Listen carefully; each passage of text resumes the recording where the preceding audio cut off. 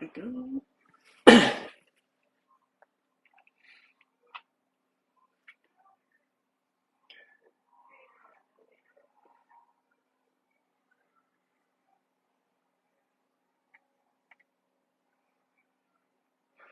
All right. Getting some people rolling in. Good evening.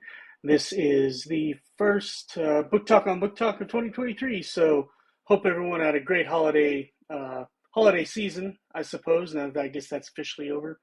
Um, you don't really get much rest whenever you're on vacation, right? So I always treat this first week as sort of a catching up from everything and getting back into the groove. That's one thing that I love getting the break from the holiday, but at the same time, it definitely slows down.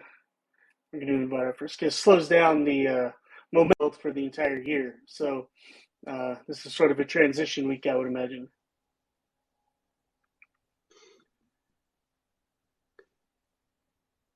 There we go. Can you hear me? Yeah, how you doing, PJ? Good. How are you doing? I am doing very, very well. And let's see, I think somebody else who. Nope, that is not one of our guests.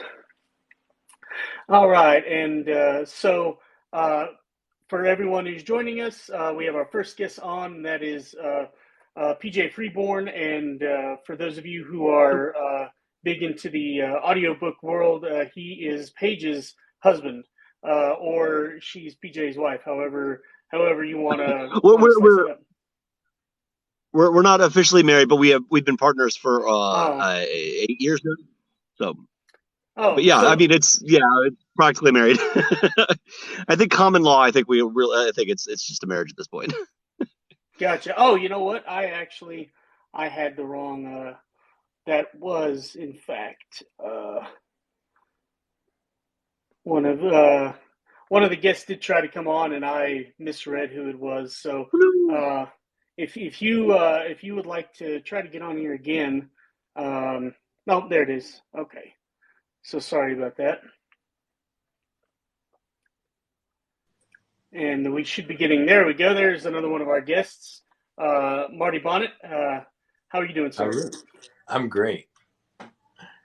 Excellent, excellent. And then we are waiting on author K.L. Morrison.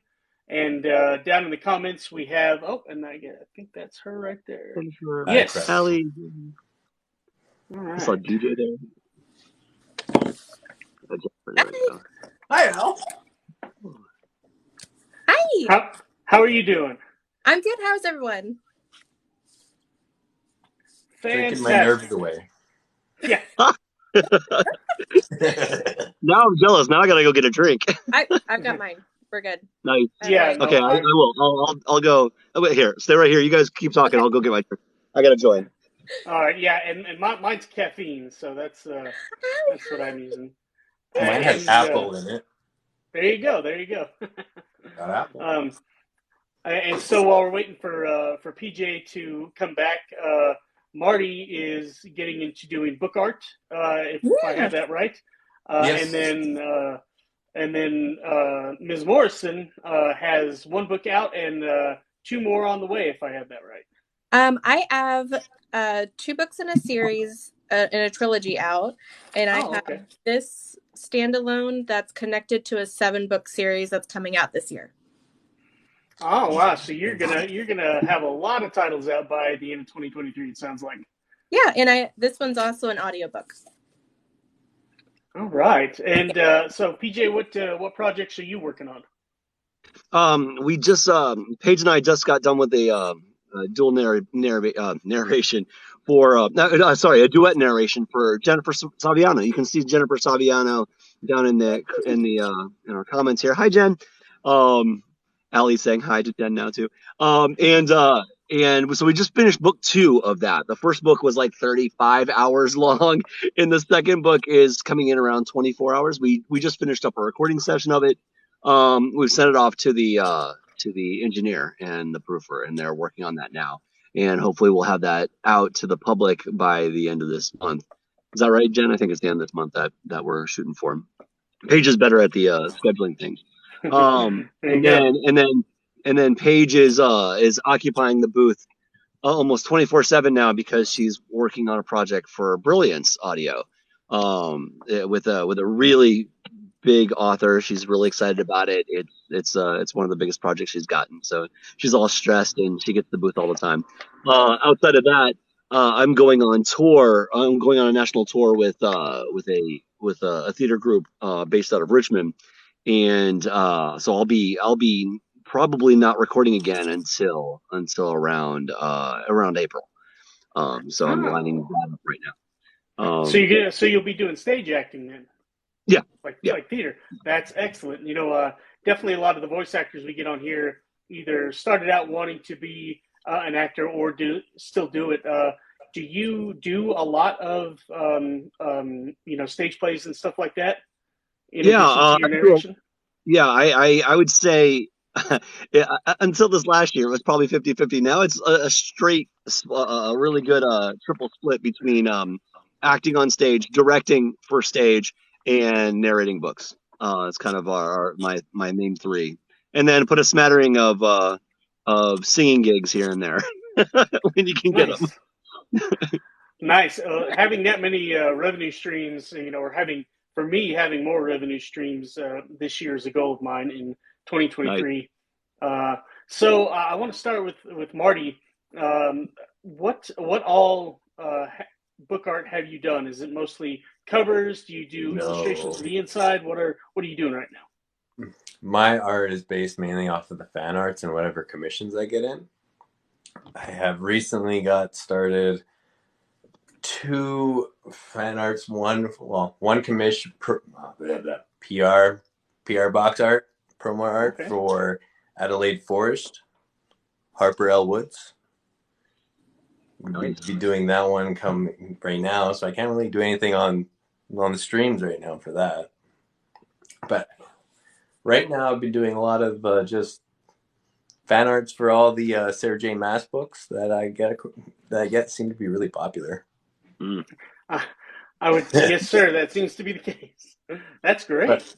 But my favorite one that I've been starting has been Den of Vipers.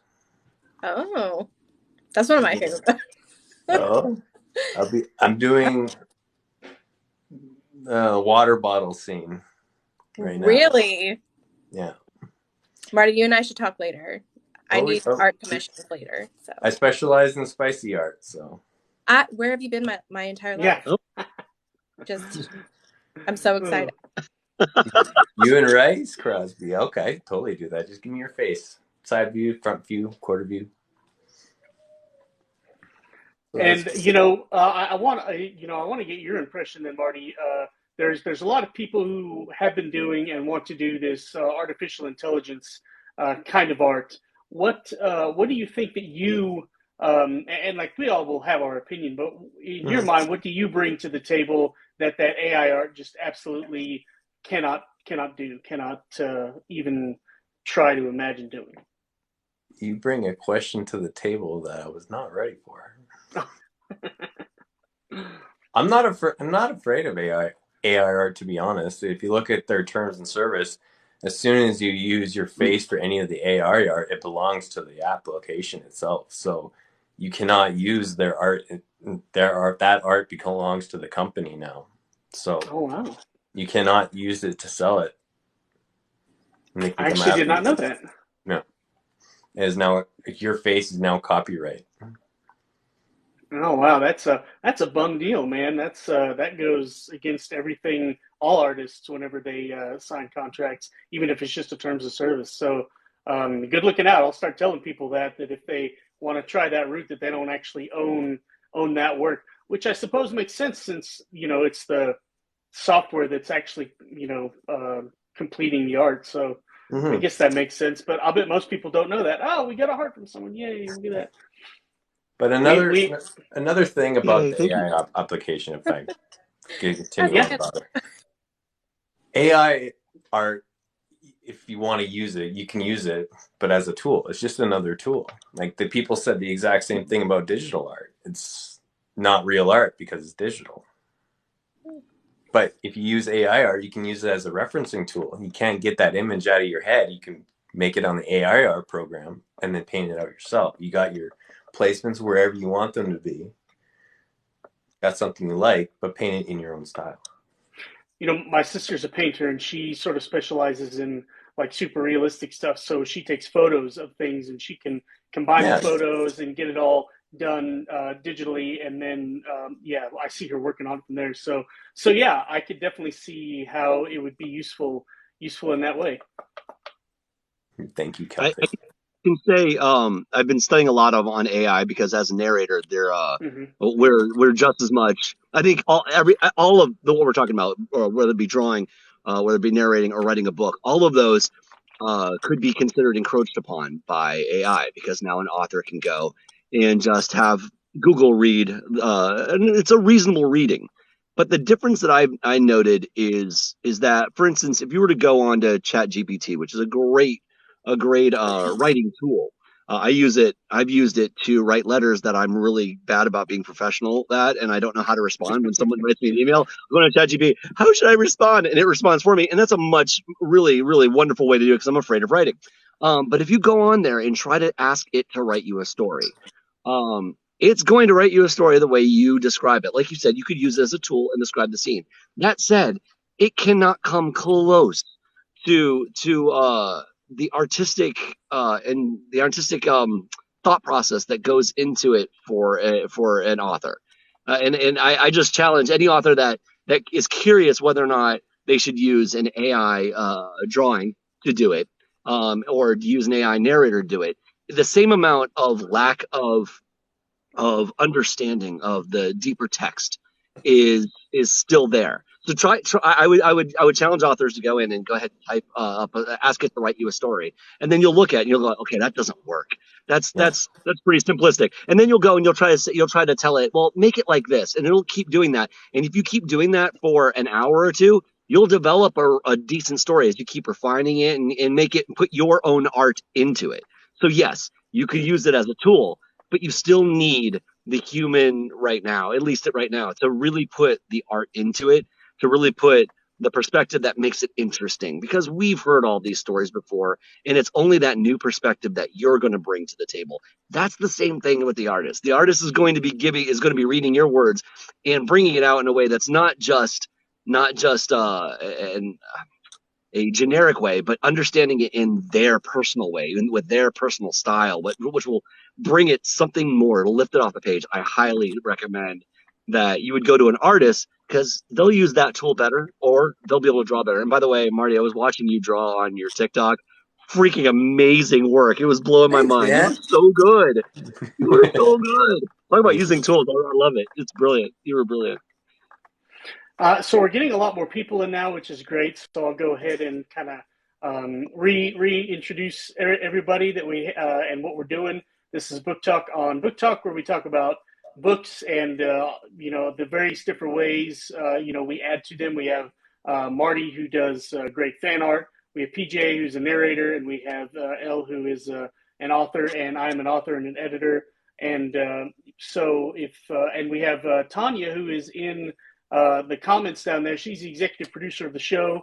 And so if you have questions, you can ask her and she'll bring them up to us. She'll probably fact check me on some stuff whenever I am wrong about something or reference something that I don't know the name of.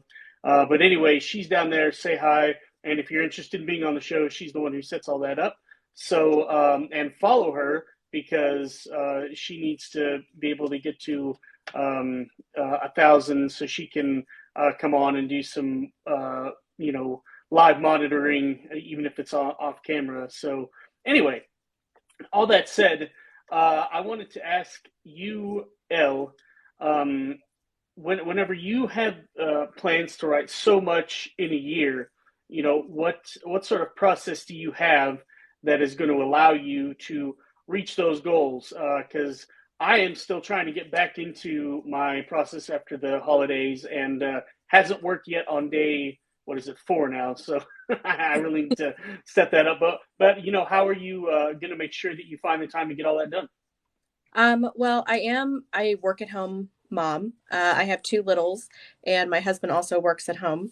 So we are basically just a bunch of homebodies. We don't go anywhere or do anything. But I also am the shop manager for AK Mulford. So I like to pack my schedule as much as I can to kickstart my ADHD into um, into we have to do this right now. We're not going to have a chance to do it. And so basically I have goals set for each book. They are fairly short, but I had started most of them, and each one is on a timeline with the first book in the series. So a lot of that first book is already written with short snippets of those moments in timeline with those other books. And so that's also been a little easy, just to kind of structure the story around this specific moment with the first character and the rest of them. And then a lot of it is just, I keep notebooks with me constantly. I'm working on getting a Remarkable 2 because I really want one, but I keep notebooks I with have a me. Remarkable 1 and I love it. Oh, really? Ooh, I'm so yes. excited. My husband found it and he was just like, hey, this would really work, because he sees me hauling around these notebooks because I have one specific notebook for one specific story. And so he sees me hauling around these notebooks, and I like to do my first pass of edits on paper. Mm-hmm. And so he is just like, you know what you need? You need this thing. So yeah, I mostly just try to work with my brain to get things done. And I just hired a PA. She's down here, Crosby, at High Performance Services. Yeah, she's awesome. And she's taking over some of the marketing work for me with a page flip account, so that I can turn my brain off of marketing, because I feel like a lot of authors, especially baby authors, we spend so much time marketing that we don't get a chance to write as often. And I just released the audiobook. This is a duet, PJ. When you said duet, I was like, oh my God, with the amazing Nikki Gray and Bastian Allen.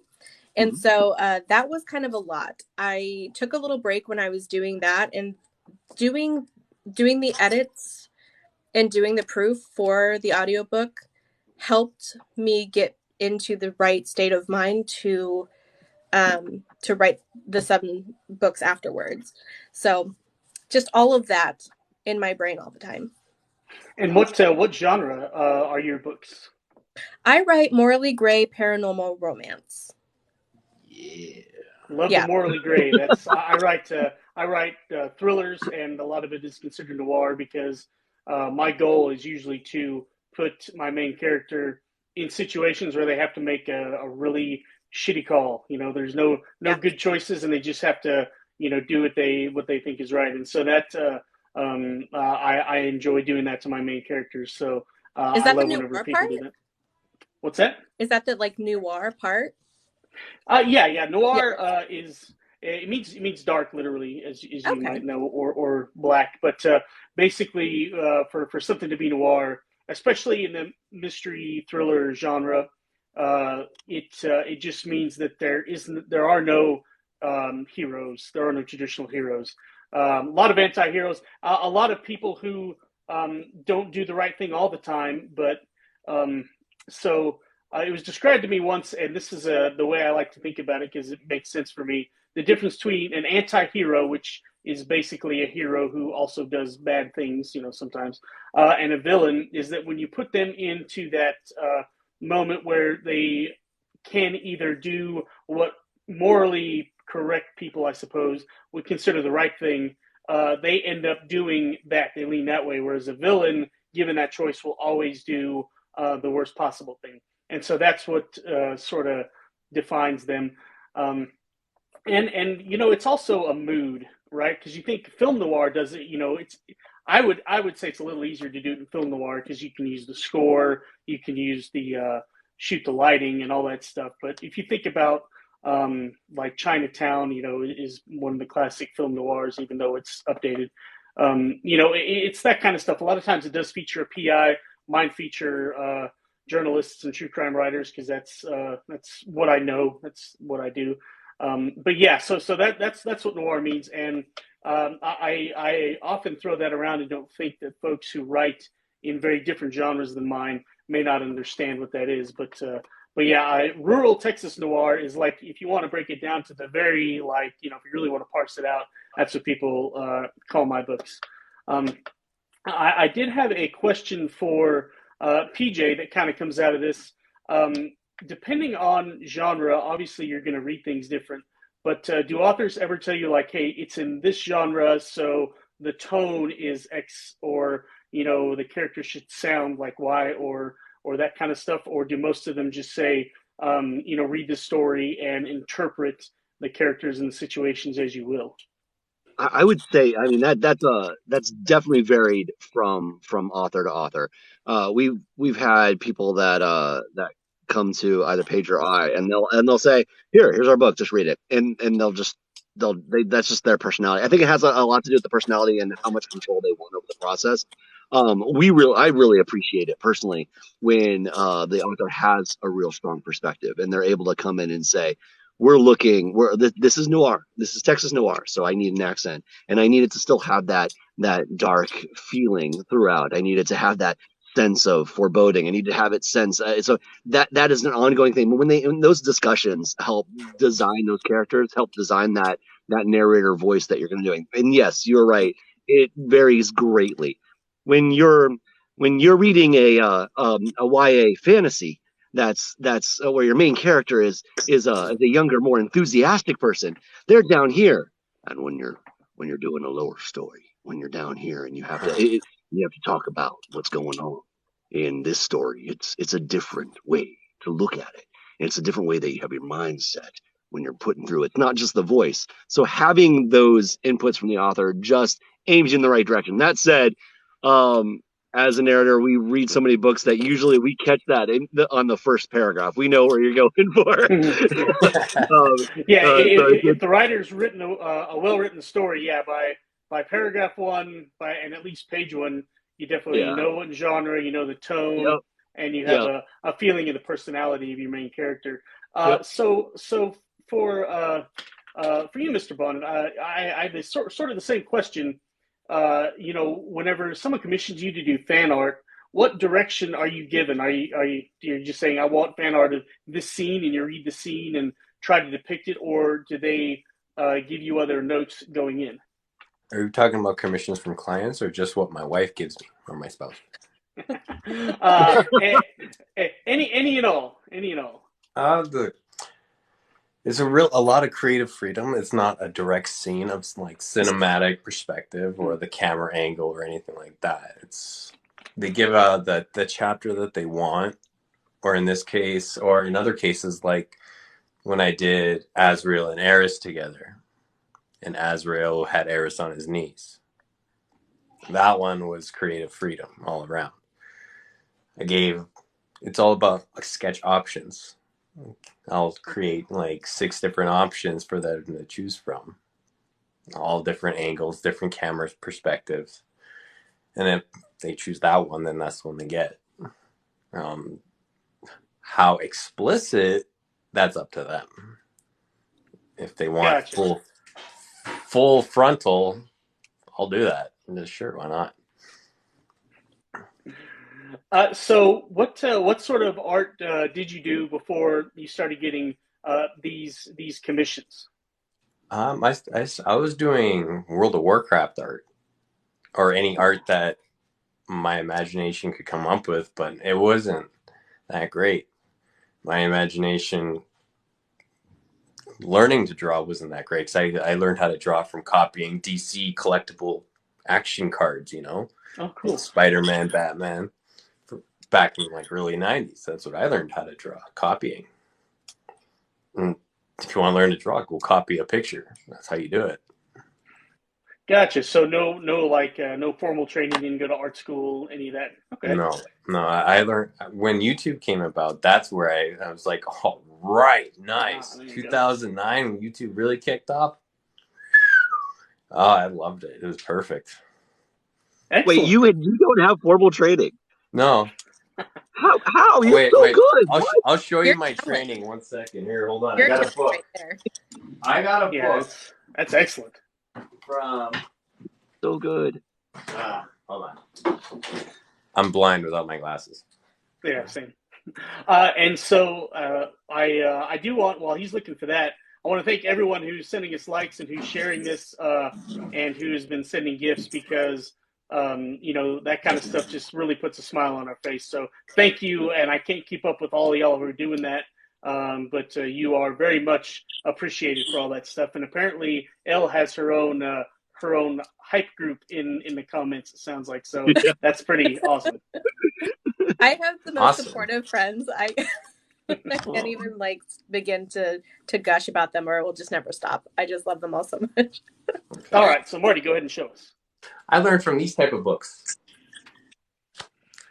Fantasy landscapes and cityscapes. Like show you all the details and things to think about.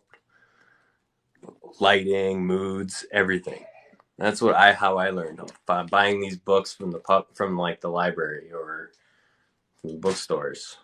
That's still incredible to have that kind of raw talent, because I could look at those all day and it would just, my hand would not be able to do that, no more than some people would be able to sit there and try to think of a good story in their head and be able to translate that to the page. It's just the creative process and everybody's individual talents always amaze me. And to be born with a voice or the ability to manipulate your voice to do what PJ does.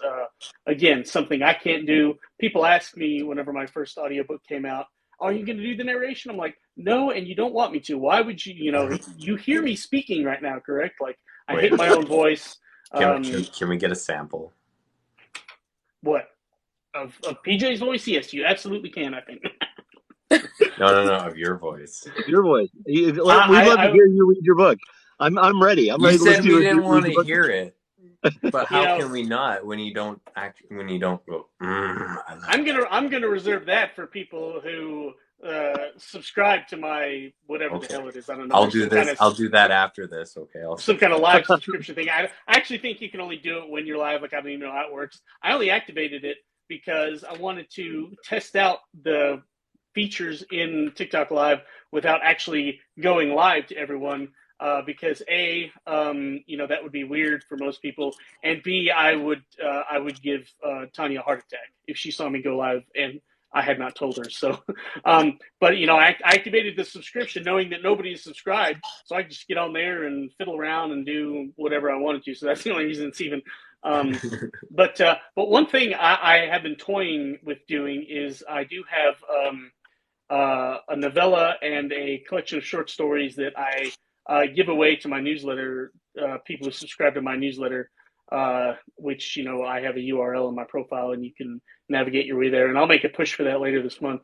But I have been thinking about also doing my own narration for those, since they're not going to be made into audiobooks, and I have no interest in paying to do that, since they are, designed as a reader magnet. So, the less investment, the better. But I've been toying with that. So there's a chance that my newsletter subscribers may get to hear me narrate my own stuff. But it'll be a very private, only to, the 1,000 or so people who are on that list, not for public consumption. Whenever I was a reporter, I would have to transcribe my interviews, and I hated hearing all of my questions. It was brutal.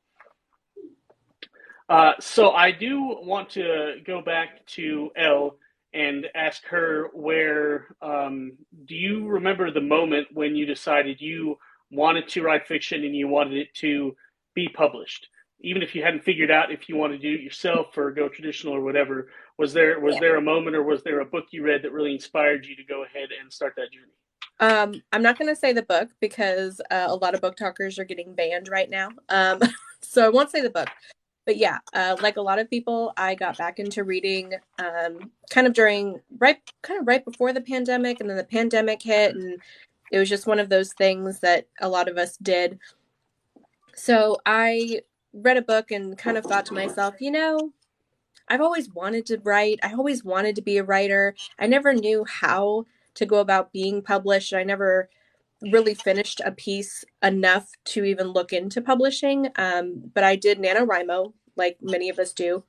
And this was the first year that I actually finished it, or not this year, but that year was the first year I finished it. And it was my first book under the Black Banners. And a friend of mine was like, so you are going to publish it now? And I was like, you know what? Yeah, I'm just going to go ahead and do that. And I never even thought about querying. I never thought about any other route. I'm a do-it-herselfer and did it myself. I had a podcast for a little bit with my bestie, A.K. Mulford, and we kind of documented our journeys from, going the trials and tribulations of self-publishing our first books. And we met so many amazing people along the way. And I have met the most amazing editor, and I don't think I could ever publish a book that she didn't edit for me. And the amazing Norma at Norma's Nook Proofreading proofreads for me. And that's a plug, just saying. So if you go to hers, I sent you. And yeah, so I just kind of did it myself. And the thought of being the one to put my book out there and have full control of it, it was natural. It was just the natural thing for me to do. Excellent. And it's gone now, but I have to recognize that there was a very cute cat on the screen. And so PJ has one TikTok live for the night. Marty, that's all you have to do. Your hand, but go ahead. Elle, how great was that feeling? Honestly, I was so stressed. I don't think I've ever really just there's very brief moments where I enjoy my success, because it's just a constant. I'm still really new. I'm still building an audience. I'm still building a platform and a business. And I conduct my business very business-like. So a lot of the time I don't feel like I can step back and look at my success and be like, look at all these things I've done. But when those moments do happen, it's usually like months after a release happens. And it feels pretty good. Do you stress for like weeks on end until that feeling goes away? No, it's more like I'm checking things. I'm making sure that arcs have gone out properly and that reviews from those arcs are coming in properly. And I usually have quite a few people want signed copies. So I need to make sure that those are in and then shipped out and done very nicely. So I try to minimize the stress of it and just kind of keep myself busy. And then once it kind of wears down, I can be like, oh my gosh, look how many new friends I've made and all that kind of thing. Oh, look at my followers. Yeah.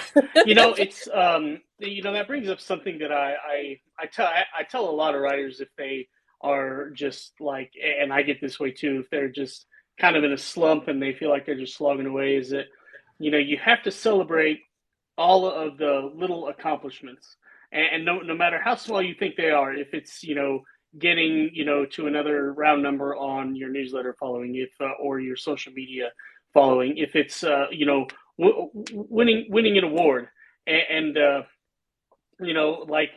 Tanya brings up a good point, and to her I will say that yes, I saw that message you sent me, and it is a great question. So for me, the awards were my benchmark for success, because I went with small publishers and I knew that I was not going to be on a bestseller list or anything like that. But I decided if I can study the craft and get to where I have that kind of recognition, then that will help me long term in my career, and that's something that will make me feel proud. And so, I've gotten several nominations, won a couple of awards, and I actually just got notified today that it should be February 20th. They will have the Pencraft Awards at a casino in Louisiana somewhere. And so I'm going to try to make it to that, to actually receive. They have like a physical award they're going to give, and they sent me the certificate earlier because they weren't sure if they were going to have one.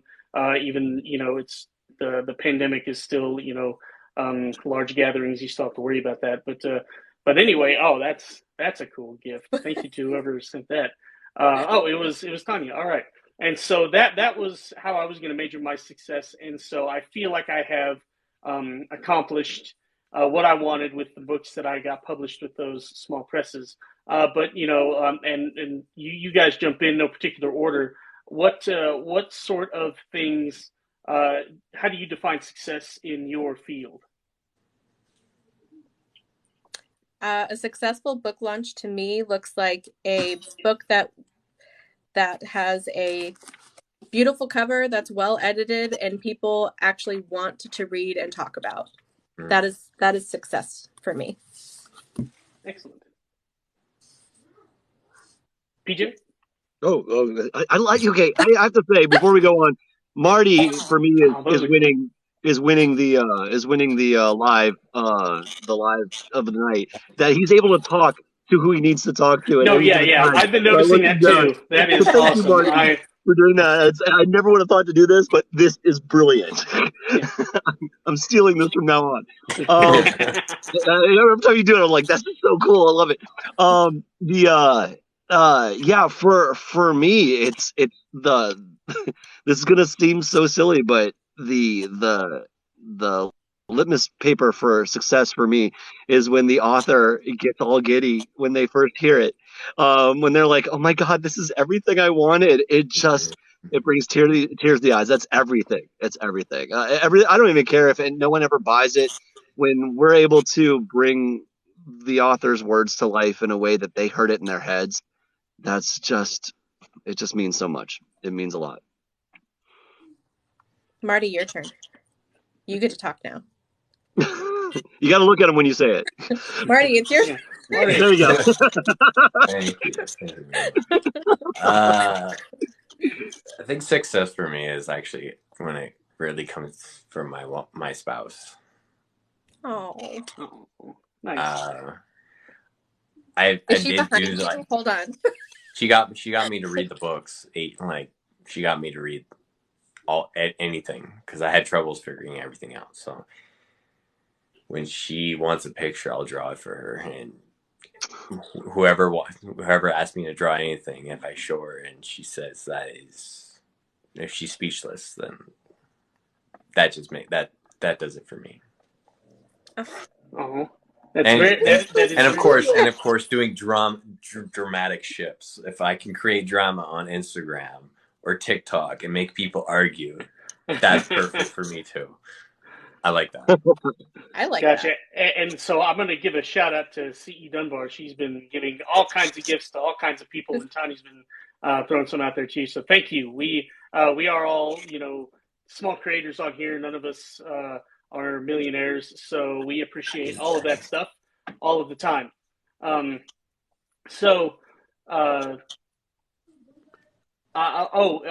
did want to ask, what do you do for your day job, Marty? Since I expected it to be something in the art field, and then you were doing this as a side hustle, but that didn't seem to be the case. I do 84 hours every 2 weeks, 12-hour shifts. I at a printing company, so I print all that recycle advertisement flyers you get in the mail in Canada. Well, they do it in the States as well, and we are an international company. But we print all your flyers you get in your mail for like Shoppers, Walgreens, I guess in the States, Canadian Tires, all that co-op, so stuff like that. And I am what you would call a paper pusher. I push 1-2 ton rolls of paper onto the printing press and make sure it runs all day. Mm-hmm. Yeah, that's my side hustle. But now I asked for a severance pay, or I requested approval for severance package yesterday. Oh, there you go. So I want to do this full time. Congratulations! That's great. Big step. Huge congratulations. Thank you very much. Whenever I was in newspapers, we actually, at a couple of the different ones I worked at, had our own press down in the basement or in a building right by. So I know exactly what you're talking about, pushing that paper on there. So that's those were union jobs and I'm in a non-union state. So there was a lot of competition to get those jobs at the printing press. So that's that's great, and great that you're going to be able to do your art full time. That's most people's goal. I probably, if I, the way I did it for a while, I have a steady job in the editorial director of Blue Handle Publishing. But before that, I would do side gigs or high paying short term jobs, either working on the oil pipeline. Believe it or not, being a census worker, knocking on the doors, that's one of the highest paying jobs I've ever had, and so I did that for. They let me do it for like 4 or 5 months, and I was able to take the whole rest of the year off and write and finish 2 novels. Not editing and all that, but finish the draft. So that was great. But now I'm constantly trying to refine my process in my day, where I have the day job and then also the writing. So that's it's a very different. That's fun. It's a very very different schedule. You census workers.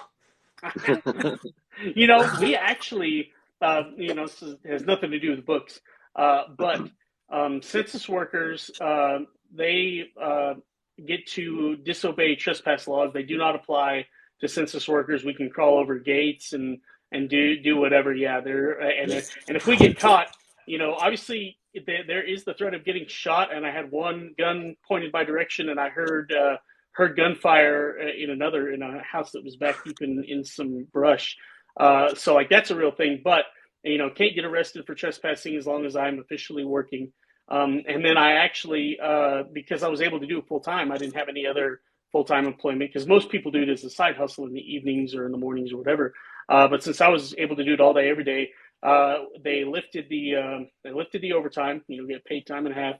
And I was sent down. I'm in Amarillo, so at the very sort of top of Texas there in the Panhandle. But I was sent down into deep West Texas with a task force. Is what they actually. I was part of a federal task force down there to try to get some of those areas in the middle of West Texas that nobody else was able to go and determine if anyone lived there. So it was really interesting. And like I said, by the end, I was. Working 12 to 14-hour days with time and a half for overtime every day. So like I said, that, working short-term jobs like that allowed me to write and create the rest of the time. But right now I'm working on a novel where I'm not able to do that. So it's very different. And yeah, Agent Rick, that, they called us enumerators. I was Enumerator Rick, and that is not nearly as cool as Agent Rick. But anyway, getting to do your art full time, it is a very different headspace that you can get into. It's not nearly as fragmented, and that's what I'm fortunate enough to know a lot of authors who are able to do that. And yeah, like that's definitely the goal, is to get to where all I'm doing is writing, and that's how I make my living. But for authors, it's a long road. You either have to write a ton and be able to market it well, or if you go traditional, you have to really hit on characters in a story that the industry thinks is going to resonate, and get them to basically back you and advance you a lot of money, and then keep doing that year after year. So either way, it's a lot of work. There is a third option.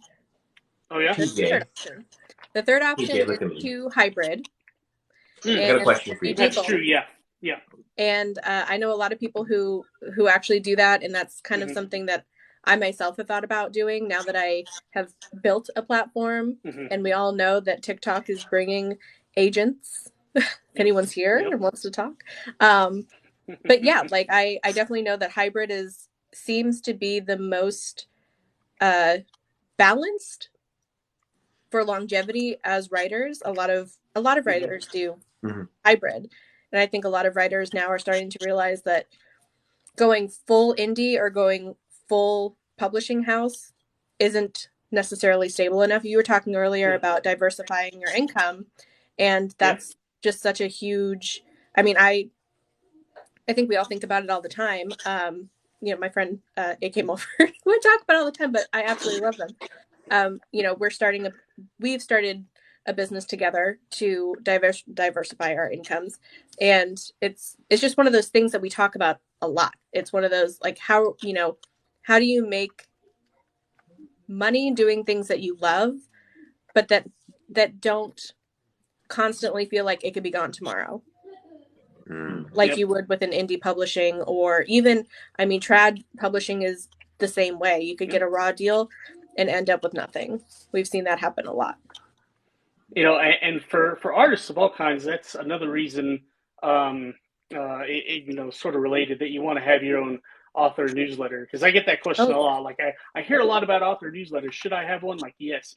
I would. If you do nothing but a newsletter and don't even have social media, that's just fine. But yeah, if Elon runs, Twitter all the way into the ground, there's a lot of people who if they don't have an author newsletter and aren't, very active on other socials, are going to lose a lot of that audience that they worked hard to build. And so, yeah, like that's why at the end of last year and then starting this year, I'm going to, that's going to be my main goal in terms of audience, is going to be that author newsletter. And also, when it does come to income, a lot of people don't mind as much if you, every once in a while send out an email, seeking Amazon reviews, or, letting them know my book is discounted. It can't be all buy my book, but people, if it's in their inbox, are a lot, there's a lot more return than if all you're doing on your social media is telling people to, my book's available, go buy my book, go buy my book. People on social media get turned off really quickly with that. But, you can schedule your marketing, your email marketing, to have a much better effect. And, I've seen that, and all the other authors who have newsletters, I've seen that too. Has that been your experience? I do have a newsletter. I've built it quite heavily the last few months with newsletter builders. I don't necessarily push my books that hard on my newsletter. It's usually just updates on what I'm doing. I usually put in my new thing is a fun fact. So like this book, obviously the audiobook came out in November, the last week of November, last 2 days of November. So I got to push that a little bit, but with it, I was like, here's a demonology fun fact, because I did a lot of research on demonology when I wrote this book. And so I got to use the knowledge that I had. And so now I have, fun facts, but I also do a lot of swaps with other authors who I either personally know, or I do them through BookFunnel. And honestly, I don't necessarily see a whole lot of income through marketing through my newsletter, but I like that I can help other authors, and I like that I am building an audience that might just care a little bit about what is in my newsletter. Because I think a lot of people push newsletters because that used to be the way. It was a very big way to do things, and now social media is the big way to do things. And yes, it's wonderful to have, people who follow you on social media onto your newsletter, but that's kind of the safety net, right? Like everyone says it all the time. Well, if your social media goes down, your newsletter is all you have. I think it should flow together nicely. It should be kind of just a relationship where, yes, I have these things on my newsletter, these freebies or these sales or whatever, but you also keep your audience captivized like you would on your social media, if that makes sense. Yeah, and I'm always looking for better ways to improve the content of my newsletter, because I started one because it was just a good idea to have one. And I definitely, the more intimate I get with the behind the scenes stuff, those always get read more, they get opened more. I actually, in terms of literally how you present stuff, those buttons, if you have, on the design, people that look the same as they look on Linktree and all that stuff, those little buttons, they seem to get way more than if you have the link in the text and all that stuff. But so I'm curious, Marty and PJ, you guys probably don't have, or it wouldn't be beneficial to have the same sort of marketing outlets that the author does, since that's the original IP. But what do you guys do to build an audience and put yourself out there to help, generate work for you two? Age before beauty. Oh, thank you. I'll take that. I'll take that. I would say for the most part, I think most of the narrators, especially at the level that I'm at, are focusing more on trying to make relationships with authors than make relationships with readers. That is not. I don't think that's correct. I don't think that's a good idea. I think the best narrator, at least from a complete standpoint, should be doing the same thing that the authors are doing and trying to get an audience to follow them, because that just helps any author that if there's a narrator that already has a following, that they bring that to that book. Mm-hmm. And so it should be a mutual thing. Right now, I don't see that right now because we're all just so desperate to get in front of authors that we're really focused on that. I think that's the dream for me is to take that step and get to the point where we feel comfortable enough that we made enough relationships that we can start focusing on that. And in that case, it's a lot of it starts for us from BookTalk. I'd say it was really surprising because Jen Staviano, that was my first book, was Save Your Book 1, and we just did Save Your Book 2 this month. So it was really kind of a nice little year that we did, because we did that about a year ago. And Jen got me onto TikTok.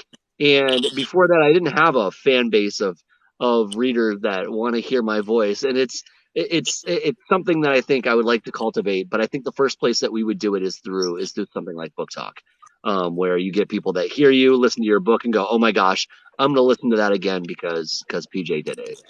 So social, like Elle says, social media is probably the best place to do that. But again, I don't think a lot of narrators are thinking that right now, because again, we're just desperate to get work. I'm trying to get my male narrator to join TikTok because he already has a fan club. Oh yes. But he's not on TikTok. He actually lives in the UK, and so he has not ventured to TikTok yet. And I'm like, but if you did, all these people want to hear you talk. Oh yeah, I'm so grateful I did. Yeah, definitely get him on, because this is a wonderful community. Yeah. So Marty, what have you found is a successful way to get? I guess it would almost be like leads for customers to get commissions for fan art for their books. What has worked for you? What works for me seems to be Twitter and Facebook groups, especially for all the fan base for the books, but all the separate groups for the fan base. Like you got for the Sarah J. Maas, you got After Dark, and then you got the regular group that's not 18 and up, and then Jennifer Armentrout, you got that secret group, and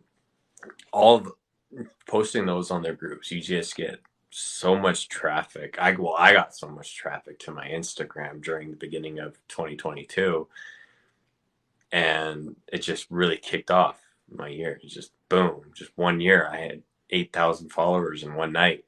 It was crazy. That's incredible. Congratulations. That's great. Sorry, Marty, do you have a Patreon?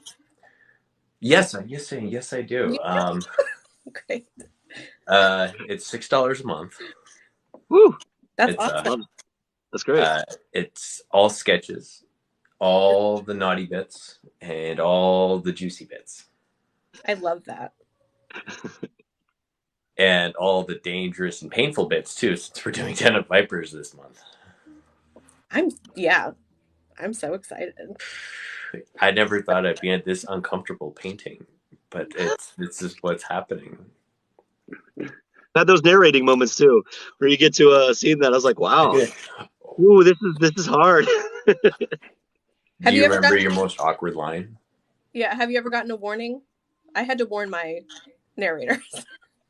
Oh no, yeah, definitely. No, yeah, there's several. I would say that happens a lot more than it doesn't. Even when it's not even needed, many authors are very worried And like, there's nothing wrong with this. It's fine. Trust me. Let me show you what could be really scary. No, this is fine. But no, I think authors have been really good and worried for us. I'd say even like Jen's first book is very well balanced. It's very, very thick in story.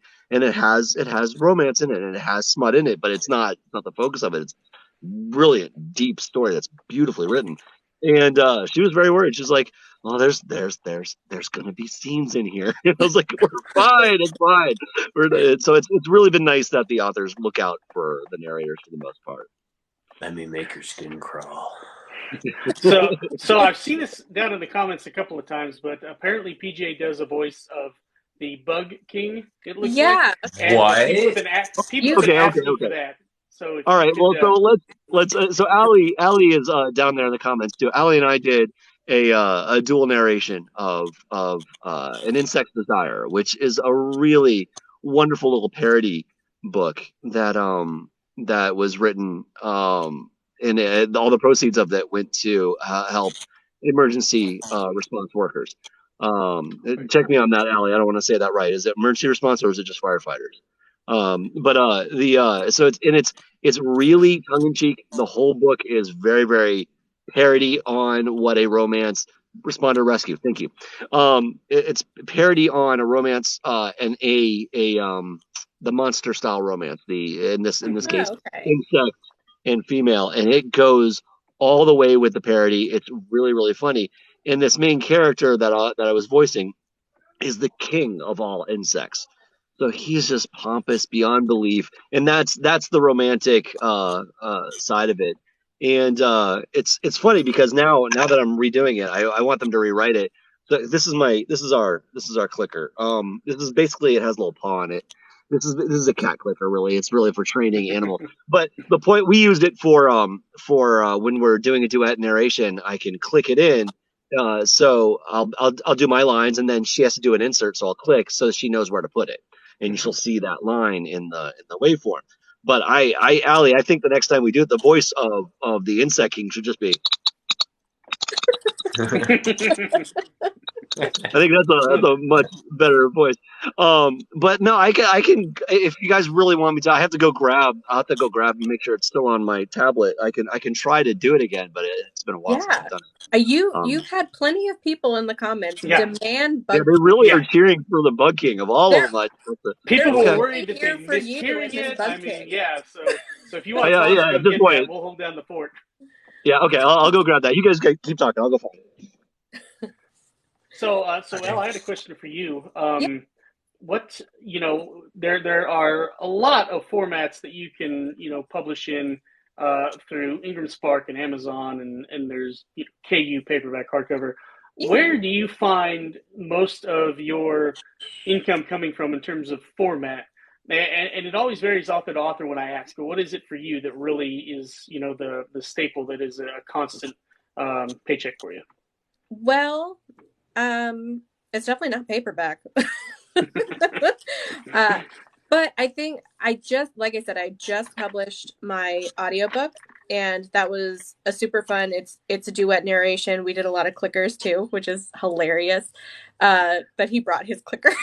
I had to edit the audio, and so like all I heard was like clicks through the whole thing. But I think between KU and ebook sales, I do much better in KU. I think a lot of us do, which is how they take so much money from us.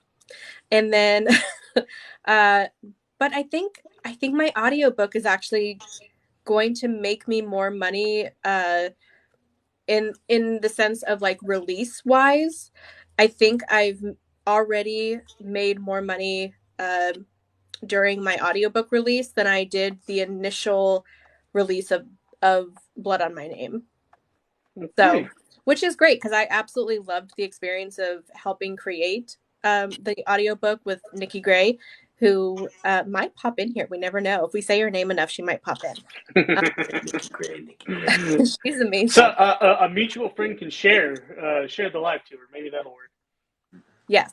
Well, and she lives, I think, Eastern time zone. So get Raven Kennedy in here. She might be a little late right now. But yeah, I really loved that. And I plan on doing a lot more audiobooks, especially with the 7 Deadly Sins series, because they're going to be shorter and they're going to be very like back to back. And so it'll be fun to do that. As much as I love seeing people hold my book, like physically hold my book in their hands, I definitely know that KU and audiobooks is where most of my money is coming from. So.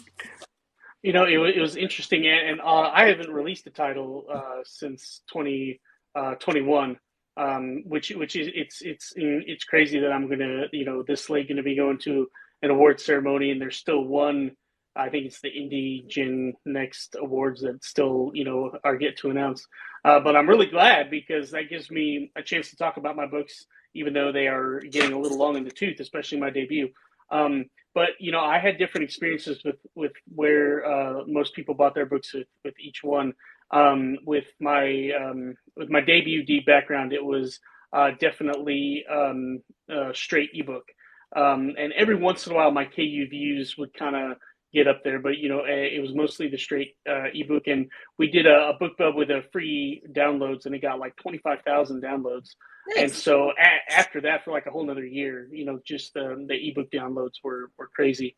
Let the Guilty Pay, which was a different small publisher, you know, with a better cover and you know, pretty good interior design for a thriller, for a mystery thriller, because you know that's usually not the focus, isn't the interior design.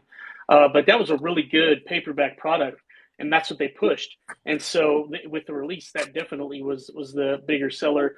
And these days, you know, it's kind of it's audiobook and it's not in KU. They released it wide.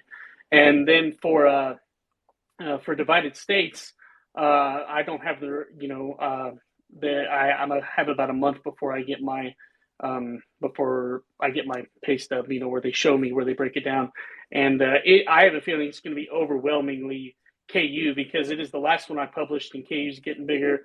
And and people have really enjoyed that book here on TikTok, and so TikTok and KU kind of go hand in hand. So it's just, that's why I say it's always interesting where authors find that their product is selling best, what format, because I, you know, help put the books together for Blue Handle, and so that's something we're always talking about is, do we want an audiobook? Do we put this one in KU? When do we pull it out? You know, we have to look at the numbers and everything. So it's a really in the weeds sort of thing that we have to look at. Yeah.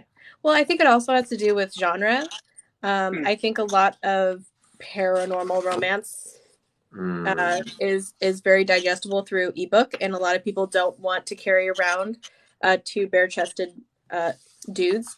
It's funny that you say interior design because I really thought that this paperback would be more in demand because that's cool. Damn.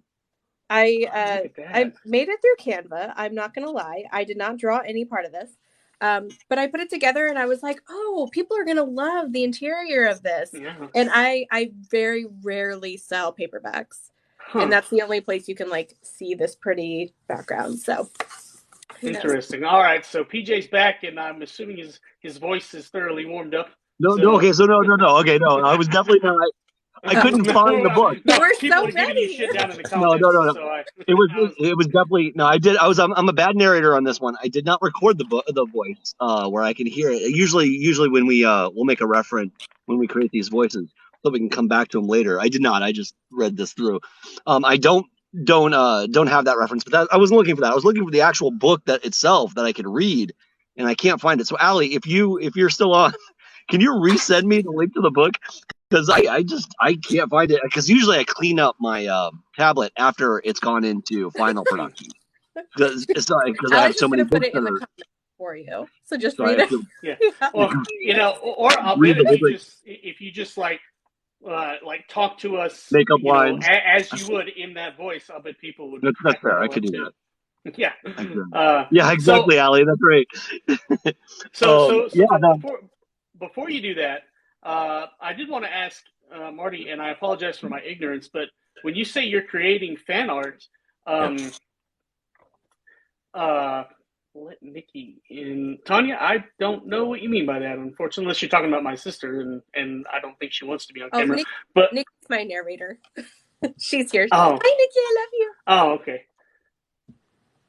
So anyway, Marty, when you're talking about doing fan art, are you doing it for fans of the book, or are authors commissioning you to do that for their purposes? Because I know a lot of authors, especially write YA, who really take pride in their swag that they're able to send out, and they get a lot of artists to do that for them.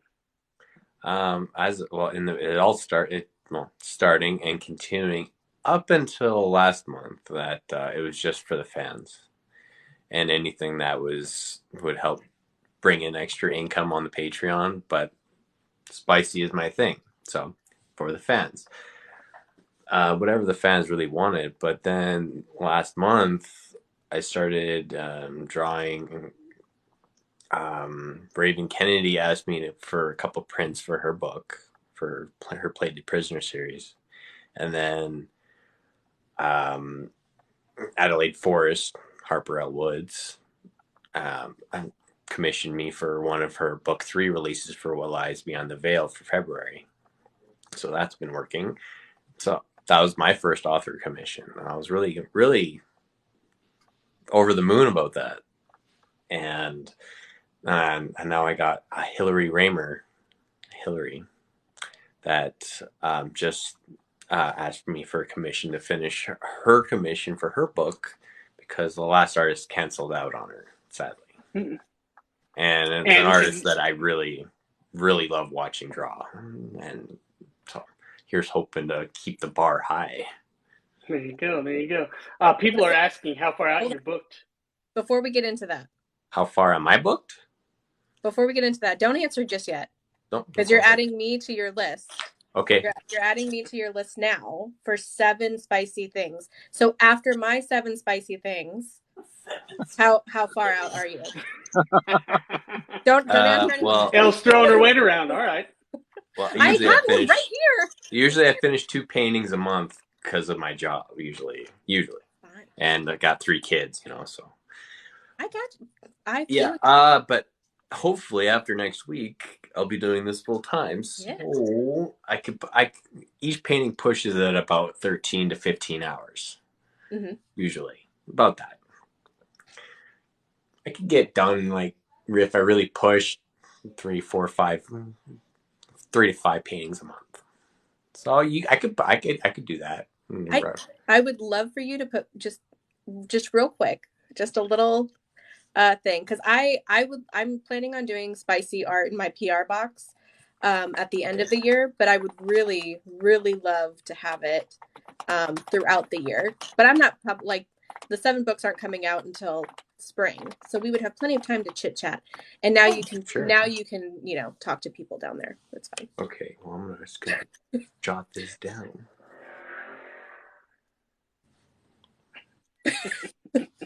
Blind. Sorry, I can't see. All right, so PJ, are you ready to? Never. Never. well, then, will you please go ahead and read to us in the Bug King's voice? Yeah, I think we'll start with the quote that Ali put up there, and it brings up another whole aspect of narration. Is all the different words that authors can create that you have no clue how you're going to pronounce. And this was a dual narration between Ali and I, so we had a whole meeting where we're like, okay, how are we pronouncing this? Because we got to keep it consistent. And this main character's name is Sarsour. His name is Sarsour. And he's king of the insects, specific group of insects called the Setipiterans. So we figured out how we're going to say that, and so I will start with one of the most known lines that Ellie immediately said, which was where he identifies himself.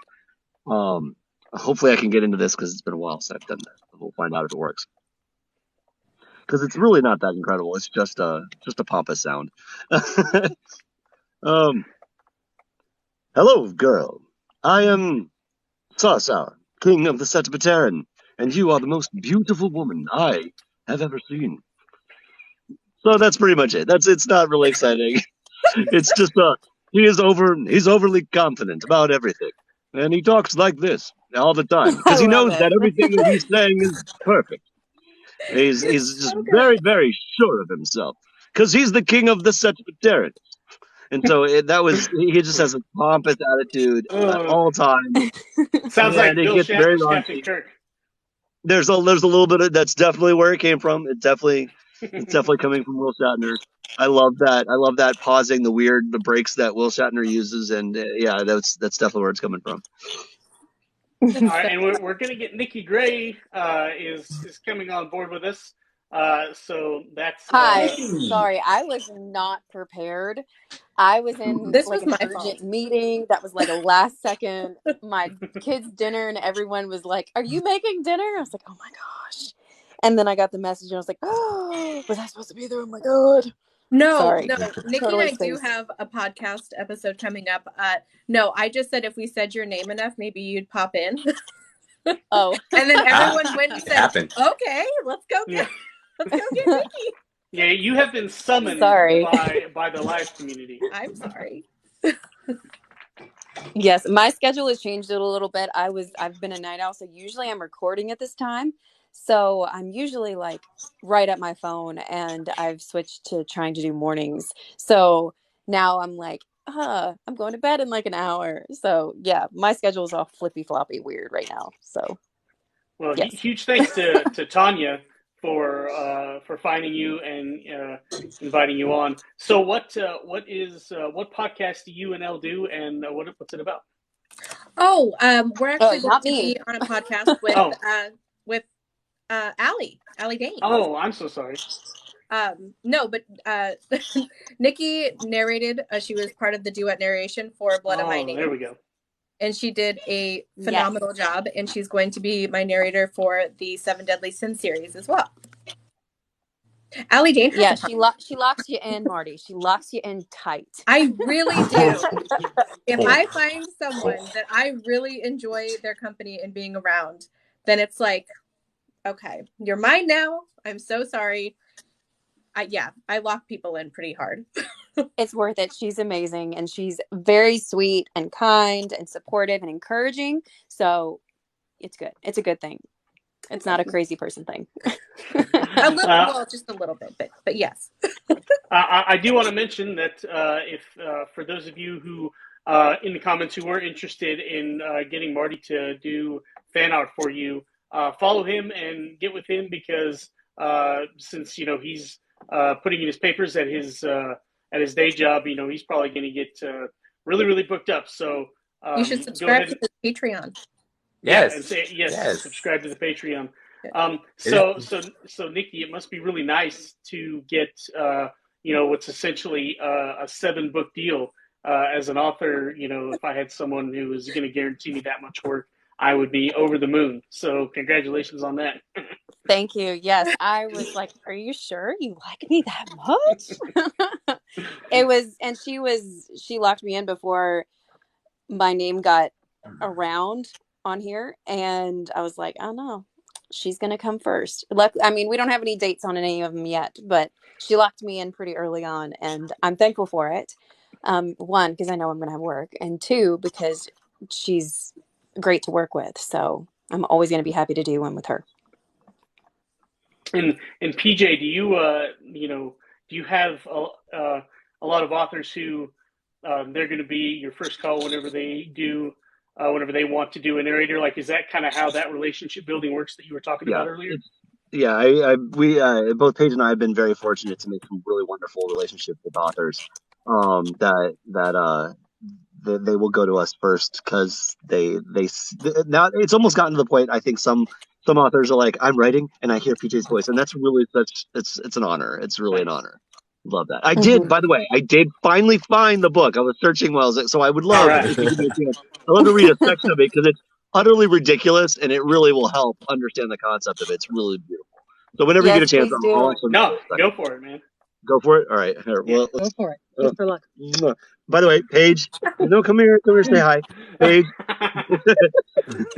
Night, Allie. All right, so here we go. This is it's the very first section I found. So be awesome, don't suck. Got it. All right. That's true support right there. Right. No. Hashtag Yeah. relationship goals. That's no. When you were Yes. talking, Marty, earlier about how wonderful your wife was, I was wondering if she's like behind you, giving you like note cards to read. No. I'm in my kid's playroom / office right now. I'm Wonderful. standing in my pantry, so Standing in your pantry that's not your recording studio. That's not that's some no, people's it's recording not. It's not. It's me cooking dinner and then like running in here so you don't hear like chicken sizzling. You have to show us. You have to bring the video on so we can see the chicken sizzle. Oh no. No. This isn't that kind of ASMR. Maybe someday. Maybe someday. No, okay, chicken sizzling is the sexiest of ASMR. All right, without further ado. Okay, finally. All right, so I'm just going to jump into the first time he talks that I'm in this section, and so we won't even know what's going on. No, I'll go back a little bit before. This is a good place to go. Here we go. He got in his Land Rover and turned the key, adjusting his massive wings so he could sit comfortably. He knew she had taken off down the street, her idiotic friend leaving her alone. It would be easy to take her. He had driven less than 1,000 feet when he spotted her. Her damn shoe looked broken, and she was limping down the side of the road. Her butt jiggled seductively with every step. He felt his sizable member grow stiff. No, I must woo her first, Sausara said to himself. I cannot scare her or take her by force. She will come begging and willing, and I will be gentle with her. He rolled down the window of his car and pulled up alongside her. Hello, Miss Lavender. Might I give you a ride home? No, I'm fine to walk, she huffed, not even looking at him, causing a bit of anger to swell up in him. How dare she disrespect him in such a way? It is getting to be very late. Perhaps you should take me up on my offer. I don't know you. I remember all my stranger danger lessons, but thanks, but no thanks. Lavender, he said, making his voice deep. Let's try that again. Lavender, he said, making his voice deep. Sarsauer put a hum to his voice, the call of the beetle which no human could resist, a charm that he got from his mother's colony. You could not hear the change, but it made it impossible for the hearer to say no to you. Come with me. He forced the words out, like a sweet cicada call to his bride, his mate. She stopped, walking and looking directly at him. Hymna Patera, she was a beauty. Even when she looked at him like that, she was a complete idiot. Get it through your thick skull, Ant Brain. I am not going with you. Now leave me alone. And we'll stop it right there. That's great. Oh my gosh. That is now so I see why funny. people were asking for that. Yeah, it's I'm utterly glad ridiculous. I muted because I was laughing. His sizable member, sizable. Yeah. They describe it later as if it were the size of a baseball bat. So to understand what we're dealing with here. Marty's getting ideas. Oh man. The picture, Stop. Ratting me out. Big bug man with a nice baseball bat. Yeah, with a Louisville Slugger between his legs. Oh my gosh. That's great. The 3 legs of a tripod. Yes. Yeah, the sex scenes are utterly ridiculous. They're really wonderful. So I definitely suggest going out and finding an Insect's Desire. It is on audiobook. Allie Dane is the other narrator. She's fantastic. And it's a short book. And it's really an enjoyable romp. So I highly suggest going to grab that. Perfect. So funny. Nikki and PJ were joking about ASMR. And I know that's really big on TikTok, especially the lives. Do you guys do that because you have the audio setup, or do you guys listen to that? Like I don't quite understand it, but I hear that it's quite popular. Yeah, not me. It's not really. I never really. Yes, we have setups. Definitely, every narrator has a setup that would do great for ASMR. But I'm like you, it doesn't really do much for me. I'm So the I'm like, same. It actually, some things make me cringe. Some things make me literally cringe, and I have to scroll because I'm like, huh. But other, like, I've seen some videos and I was like, that wasn't that bad. But no, I don't search it out. No. It always finds Doesn't me, do and I immediately scroll away. Can't do Okay, it. it. in Some the of them make my skin crawl. artist world here, ASMR. What is that? It is. It's like It's what? like when you see like somebody and they have a mic and they like tap their fingernails against it, or like they Okay, rub yeah, the mic and yeah. Okay. Like cooking ASMR is a lot different. It's the sizzling, right? There actually is yeah, cooking that's ASMR. yeah. There's the chopping, there's the sizzling, there's the cooking stuff where no one's actually talking. And it's just the sounds of what's going on. Then there's people get on lives with like shaving cream and stuff, and they just and they're brushing. And as soon as you said with people talking, my body like cringed because I've heard so many where they were like up in the mic and yes, and yeah. but then their nails are clacking and I'm like, I can't, and I have to like, not my thing. And I think it's a lot of times it's because those sounds, one with we pay attention to all those little sounds, and we're used to trying those to sounds. eliminate those sounds. Exactly. Right. So it's like in our minds, it's like this is our worst nightmare. yes, yeah. Nikki, PJ went to go run and try to find his stuff, and before he left, he showed us his clicker. Yes, I got one. Yeah. Paige, were you on when I was telling them Sarsar's voice? What Sarsar's voice should have been? I showed them our clicker. The insect clicker. Yeah, I didn't have a clicker with Kay's book because it was my first duet, and I was like, oh, it'll be fine. I snapped through that whole book, and I have a clicker now.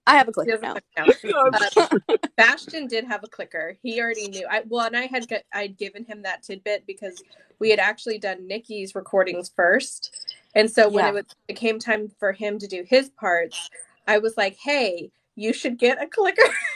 Because I knew I wanted, if it worked out for the both of them, I wanted them both to be on the next 7, and they were also going to be duets. So I was like, you need a clicker. You need a clicker right now. And he went, and it worked really well. I really liked that. Well, and TikTok is really great. For the TikTok lives for narrators are always great because everybody kind of knows what the finished product sounds like, but to get to when the authors let you do the narration live, and then you hear the clickers, and then you hear just like he did earlier. Nope, let me try that again. And then sometimes it's like sometimes it's even like son of a whenever you really get something wrong. So authors that would not be near as exciting if we set up a live here and just watched me doing this and going like this. You would still hear me cursing, but it's just not nearly as entertaining for this medium as it is for the narrators. So I like listening in on that stuff. Just get one of I do like those keyboards. Get one of these, and people will come and hang out with you because they'll think it's ASMR. Do not make me spit this out my nose. That would not be fun. It's really a different. For a lot of people have probably, because we're on BookTok, I'm sure a lot of you have seen people like Paige and Allie Paige, who just said she's perfect, by the way. So. And Nikki do the lives where they're actually doing it, and so you get it's really a wonderful opportunity to see what it sounds like behind the scenes. But like when I read it, that was nothing like what it's like during a recording session, because a recording session is more like along the lines of where you go, she huffed, not even looking at him because of a bit. No, I don't like that. Go back. She huffed, not even looking at him, causing a bit of anger to swell up in. No, that's not right. And so you'll do that like 5 or 6 times. And for me, it takes me about, and Nikki will laugh at this because everyone's better than me. I'm the slowest in the world. It takes me at least 4 times as long as whatever the finished product is to get it done. So if I need to get 15 minutes done today, it'll definitely take me an hour to get 15 minutes done. That is, I go 4 to 1. Most people that are really good, like Paige is around 2 to 1. I'm sure Nikki is around 2. Everyone's better than me because I keep stopping. Like, nope, hate it, and I keep going back and redoing it. So it takes me a long time to get through stuff. And that's why I'm really afraid of doing lives. I know Jen's always like, Jen and DJ and others are like, you need to do more lives, but I'm like, I'm so embarrassed because I'm not fluid. I can't just read straight through things like a lot of the great narrators can do. It's really just about making connections when it's on live. Nikki and I did lives when she was recording mine because I was reading as she was going. This is Allie Dane's fault. She's not here anymore, but I had been listening to Allie Dane narrate on live for a while. And so when I decided, it was like, oh, okay, I'm going to do this. And Nikki and I got talking. I was like, would you do it on live? And Nikki was probably just like, this crazy. But she did, and it was great. Oh, she must have had to go. Oh, phone call. Yeah. It was really fun though. Like I got to sit in the comments while she narrated, and it really did just breeze by. It was really fun. So all y'all are pretty much in the spicy sort of book talk world in your various ways of going about it.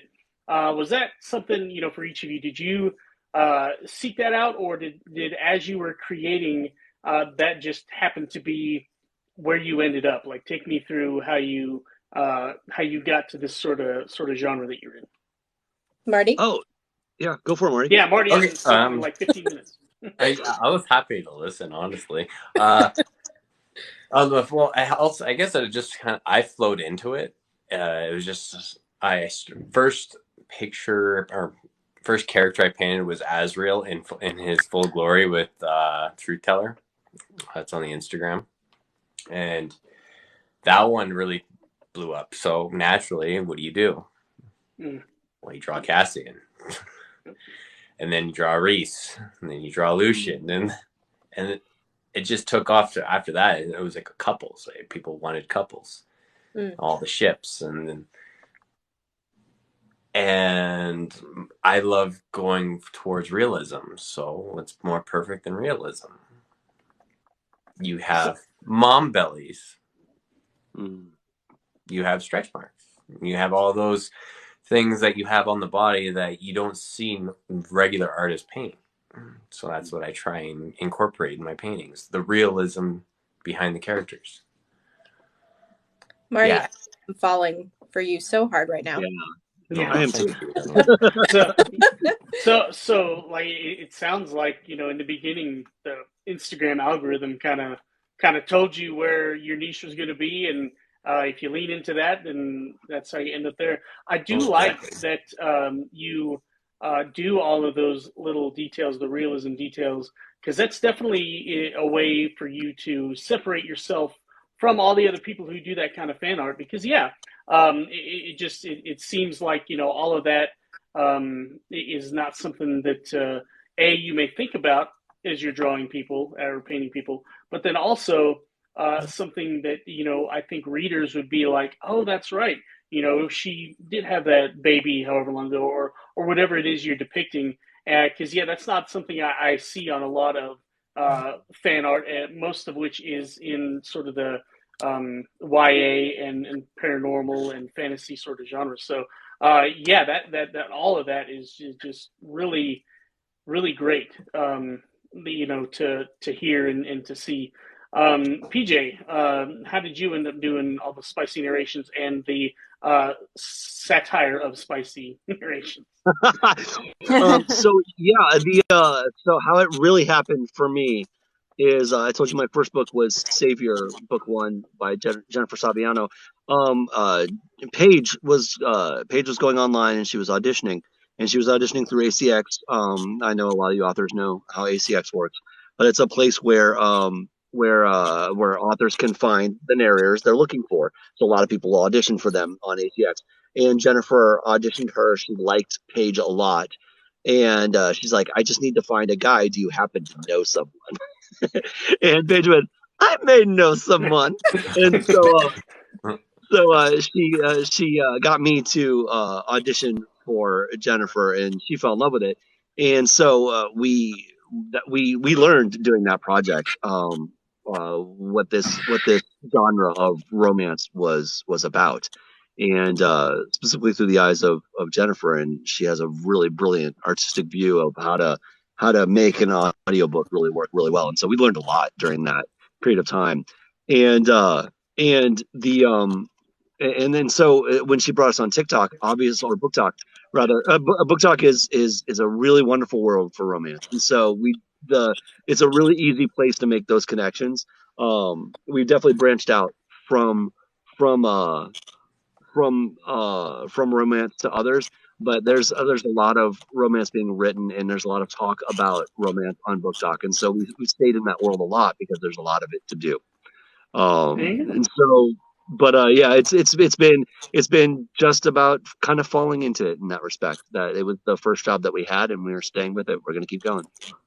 All right, Elle, how about you? I grew up in the 90s, and every TV show was sexualized. So that's just been my brain. I just knew that I was going to write something that made me think of Dogma, Buffy, and Supernatural, and that's what I do with spice. I want to see your Dogma / Buffy book. This sounds amazing. I mean, it's there.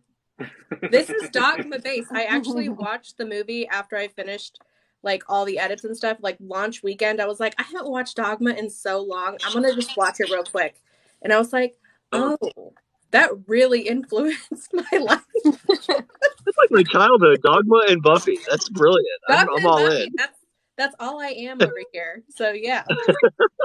Nice.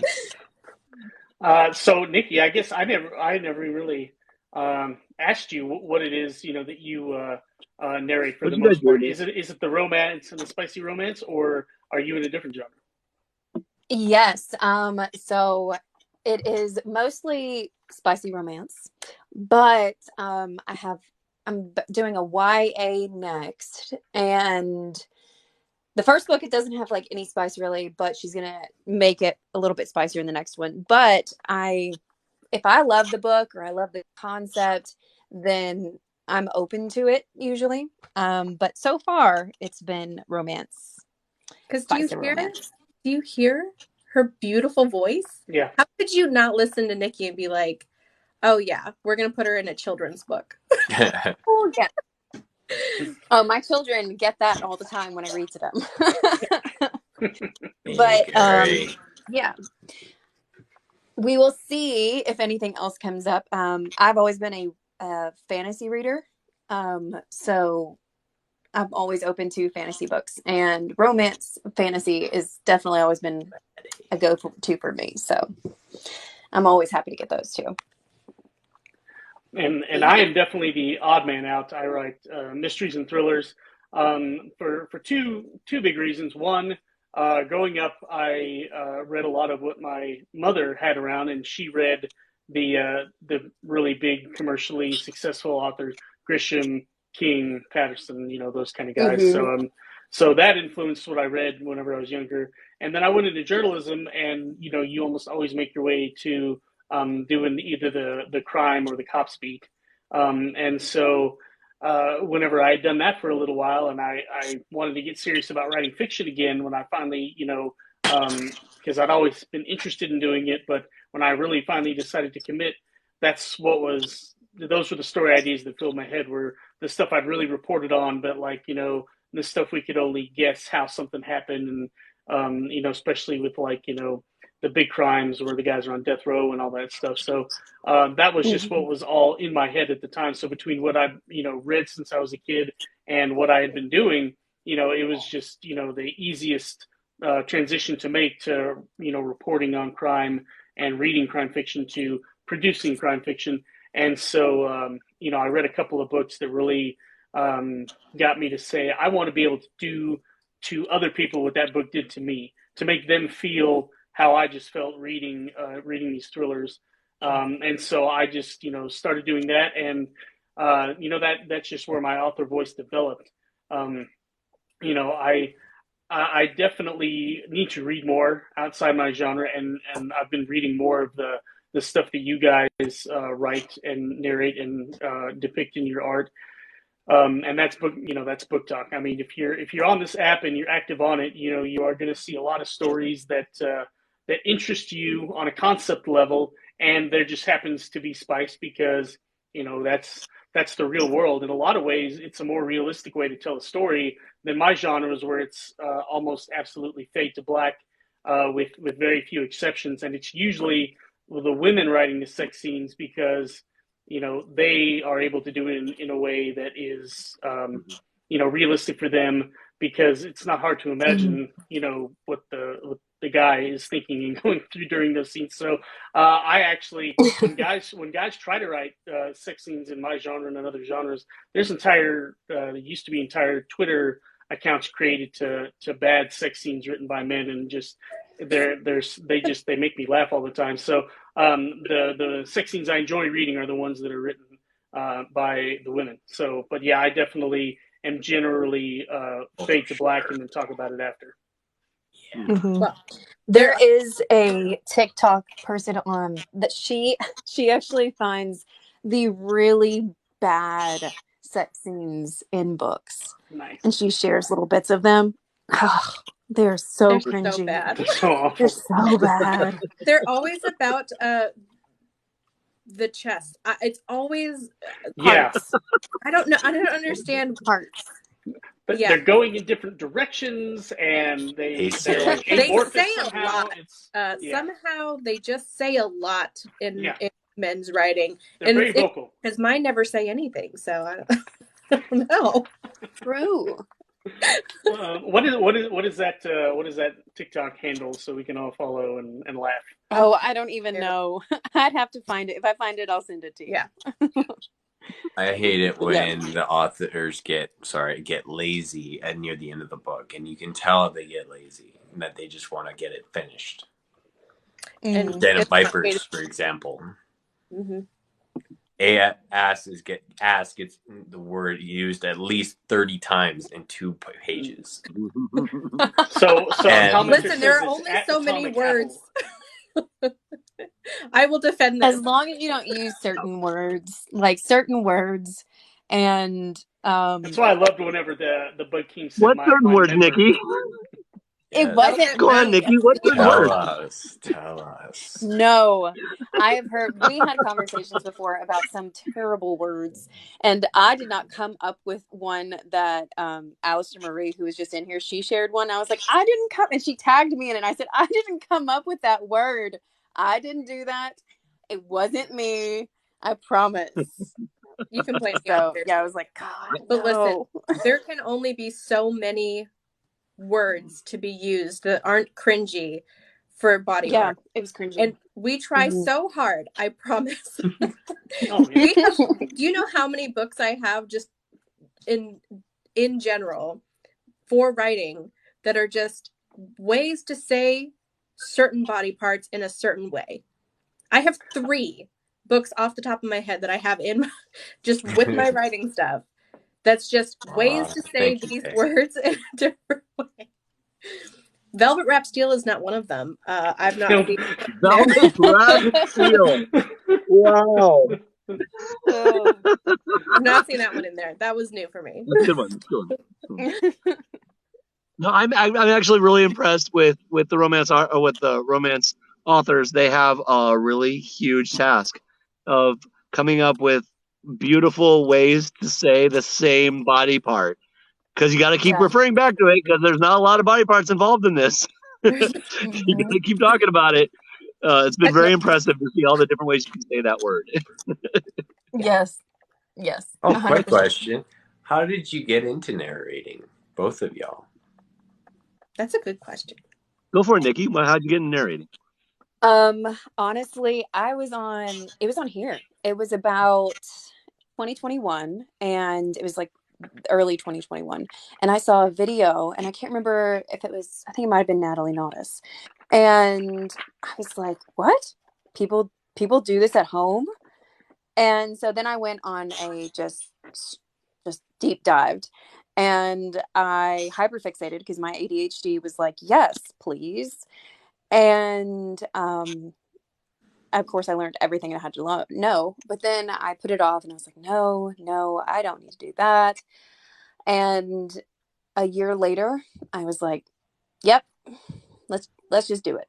because it kept popping up and I had already followed narrators. So they were continually on my page and it just kept pestering me. So I just go ahead and did it. And, were you using a voice recorder and some headsets? no, I did not. Oh. No. My hyperfixation and diligent research was like it did not let me do that.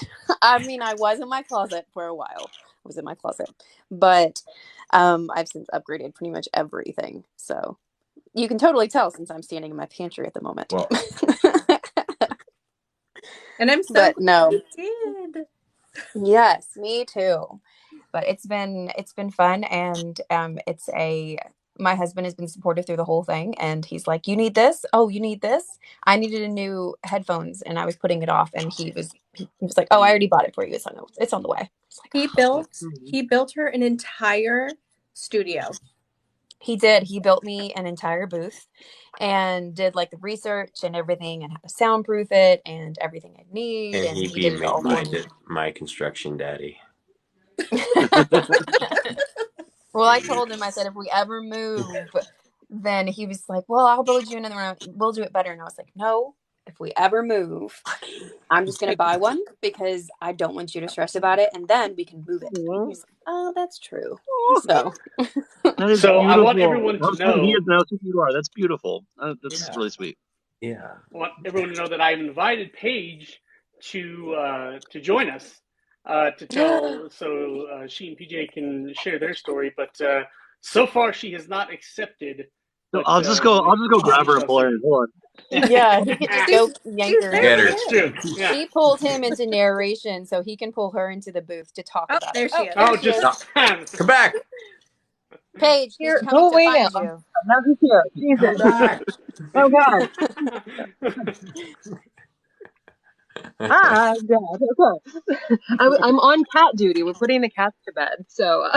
What does that mean? What do you mean? Cats go to bed? I didn't know that. I thought they were just Our cats go to bed. no. Yeah. Mine run rampant all night. So. Oh no, ours have to go to bed because they bully the older cat. So we have to put the boys in the front room. I say older, she's 9 and she's a drama queen, and she could get off that desk, but the boys chase her.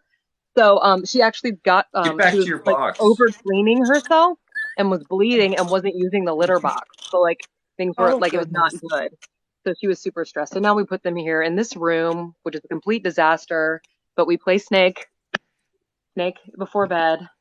Okay, so this doesn't look like a snake, but the reason we call it a snake is because it was originally a snake. We have tons of these types of toys that all look like snakes, and they just go crazy for it.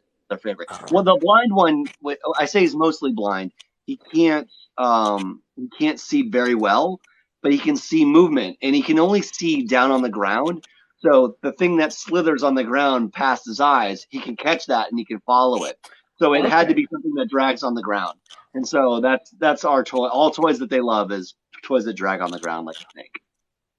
And we say it's snack time, and they'll bring it to us, and they run into the front room when we say it's bedtime and bring this. They know what it means. So, but anyway, why am I here again? How did you get into narrating? How did I get into narrating? How did I get into narrating? I was listening to a ton of audiobooks while I was working in the Amazon warehouse. After the pandemic started, he and I did children's theater. Would you stop? Get to your own box, dude. You took my box for the evening. That sounded wrong too. So anyway, listening. Yeah, I know. This is what happens when you narrate. I did not mark this as mature, so I'm not sure if we can be talking about that, but we'll see. It's all innuendo. So I was listening to audiobooks while I was packing boxes at the Amazon warehouse, which is they're 10.5-hour days, like at minimum. So I needed something to not unalive myself because like there's no windows or anything like that. But anyway, we went home up to see my parents about an hour away in like March of 2021. And my dad and I happened to actually be listening to the same series on Audible, which was included in the membership.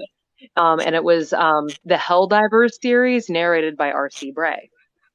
And we got to talking about narrators and how they can make or break a book, because he was talking about how he loves Pride and Prejudice, and he downloaded Rosamund Pike doing it, and he hated it, even though he loves her voice, because he was like, she didn't get the irony like right, like there's no humor in the narrative. Anyway, it turned into like, then we started talking about pitch of voice, and he doesn't like listening to higher pitches, so he doesn't listen to a lot of women, is what he said. And then he looked. Odin. Okay. And then I don't know what just happened. Babe boy. Anyway, he looked at me and he goes, you have a good voice for narrating. And I was like, really? Interesting.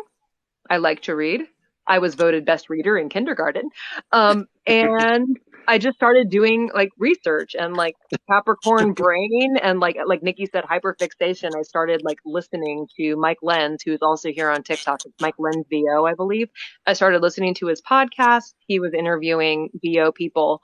And one of them was Jeff Kafer, who's a very big audiobook narrator. And I signed up for training, or I signed up for a 10-minute evaluation session with him, which was free. And I read for him. He gave me 2 pointers. One was slow down. And the other one was talk more softly. And I did that, and he stopped me and was like, yeah, I think you have the chops. I think you can do this. And I was like, oh, okay, cool. So I signed up. I did some training with him. PJ built our first booth, which proved to not be sufficient for our noisy neighborhood, as the double-walled studio brick is now no longer sufficient for that. But I started auditioning. I got my very first book from my second audition, which was historical fiction. And then I auditioned for Savior. And yeah, then during all of that, Jen was like, hey, get on TikTok. And I was like, I'm old. And she was like, get on TikTok. And I was like, but no, really, I'm old and I'm not cool and I don't dance and I'm kind of awkward. And she was like, woman, get on TikTok. So I finally got on TikTok. It's been a little bit over a year, but yes, she was right. Yeah, we're booked out for a while with like some openings here and there, but it's prolific, and I'm honored and blessed, and yeah, really, really happy with the whole situation. I love being in a 4x5 box by myself. So the answer to the story, and really why I brought her on here, is the reason that I am in this world is because of her. Is because this was a journey that she's been on. This is her studio that I'm in, and I've been lucky that I get to do part of that life with her. And so that's why I'm here. Is I get to join her on this journey. I love seeing husband and wives who narrate together, like the Bordeaux's and you guys.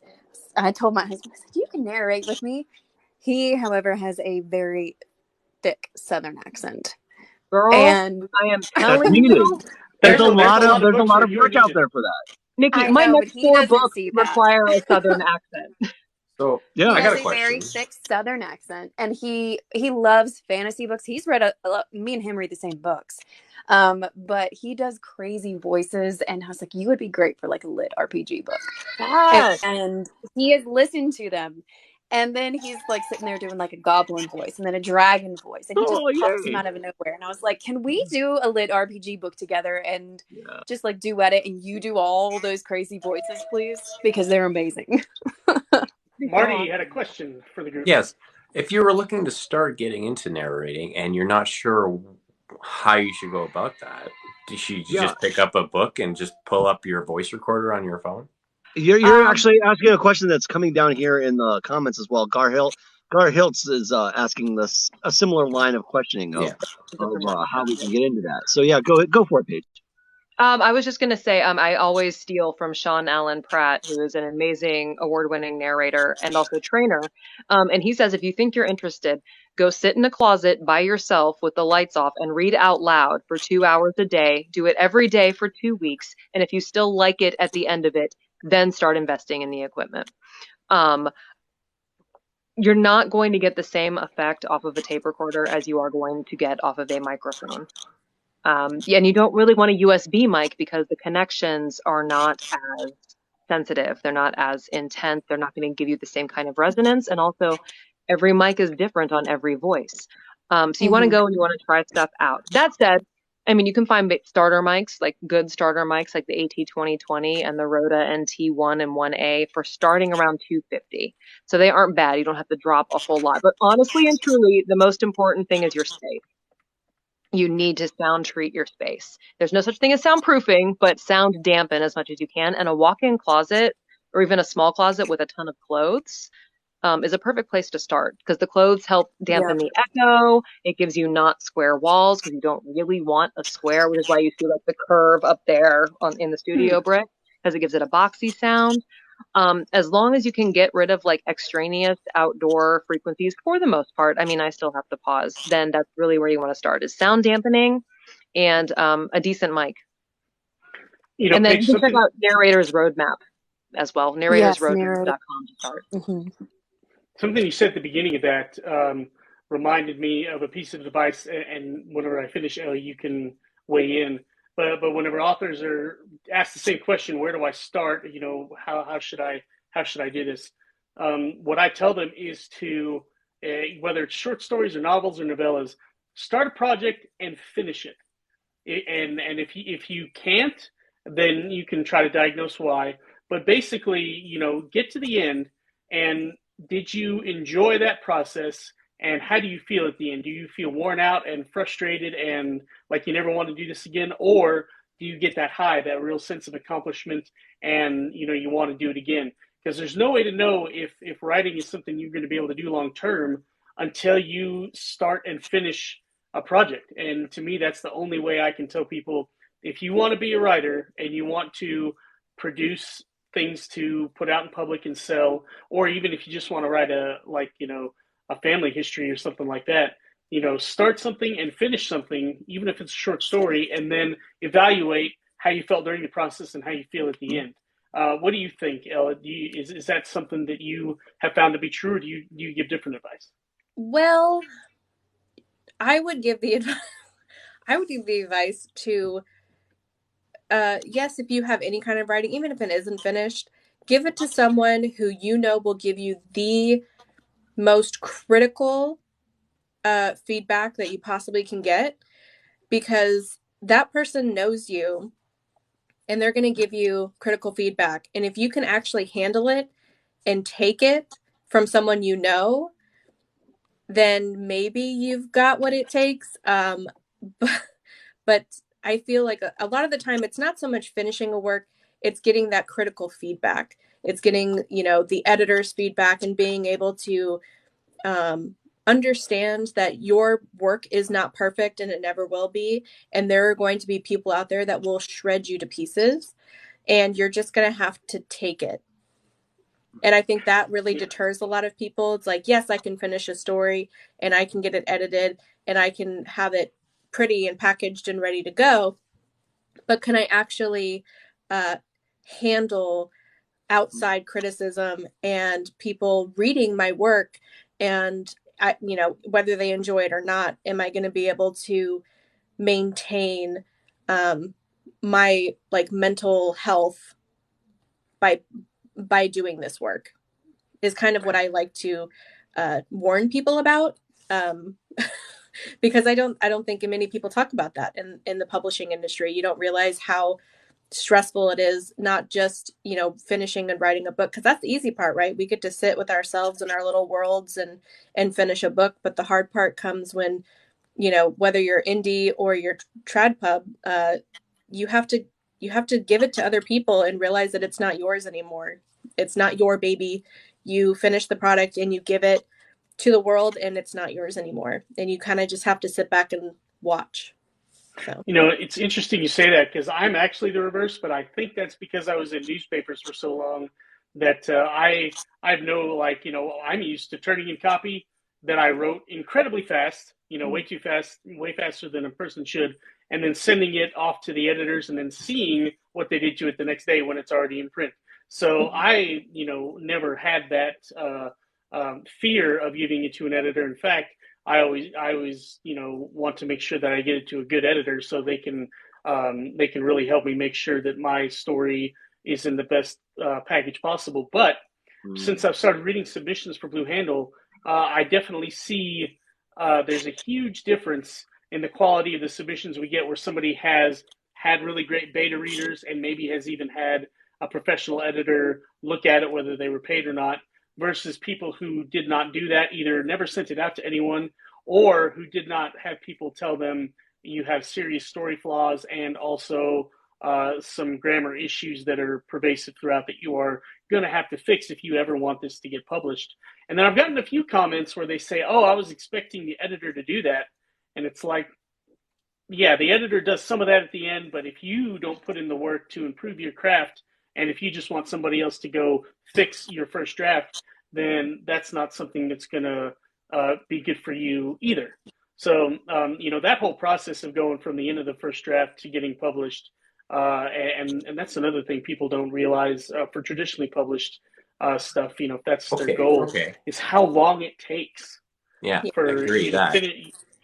finish that story, and then even you sign a book deal, and it's going to be 12 to 18 months before it hits bookshelves or the various vendors. So yeah, like that I try to shed a lot of light on that as I can. But yes, that is a huge step, is making sure that somebody tells you whether or not your work is on the path to being publishable. That being said, if they're willing to put in the work, they can usually get there. I got there by, stringing words together for 10 years, 6-7 days a week on a deadline. That's how I, worked those muscles. But other people just have to write 4 really crappy drafts, and then that 5th one, they finally figured some stuff out, and that's the one that, leads them down that path.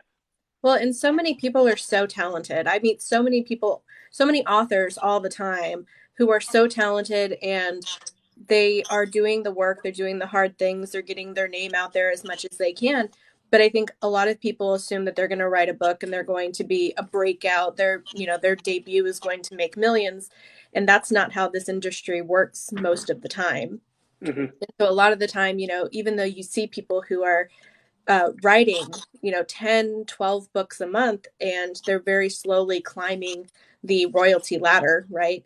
A lot of it is kind of luck, finding the right people to network with, to talk to improve your craft, improve their craft. A lot of the back end of publishing is socializing, and I think that's hard for us writers, because we just want to, like I said, we want to sit in our rooms and we want to write our books. But it's a lot. It's a lot of extra stuff that most people don't really understand until they publish their first book, and they're like, oh, absolutely.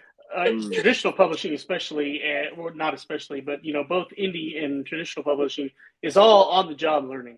Mm-hmm. I had my first book deal before I ever picked up a craft book and figured out what on earth story structure was and all that stuff.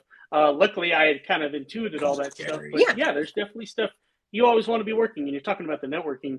The best breaks I've gotten in terms of blurbs and reviews and that kind of stuff has come by talking with other writers and industry professionals at the bar after, all the panels at book conventions, at Thriller Fest and VoucherCon and those writer conventions where the bigger writers are, and they're always looking to help people, where the agents are, even if they can't take you on, they give great advice.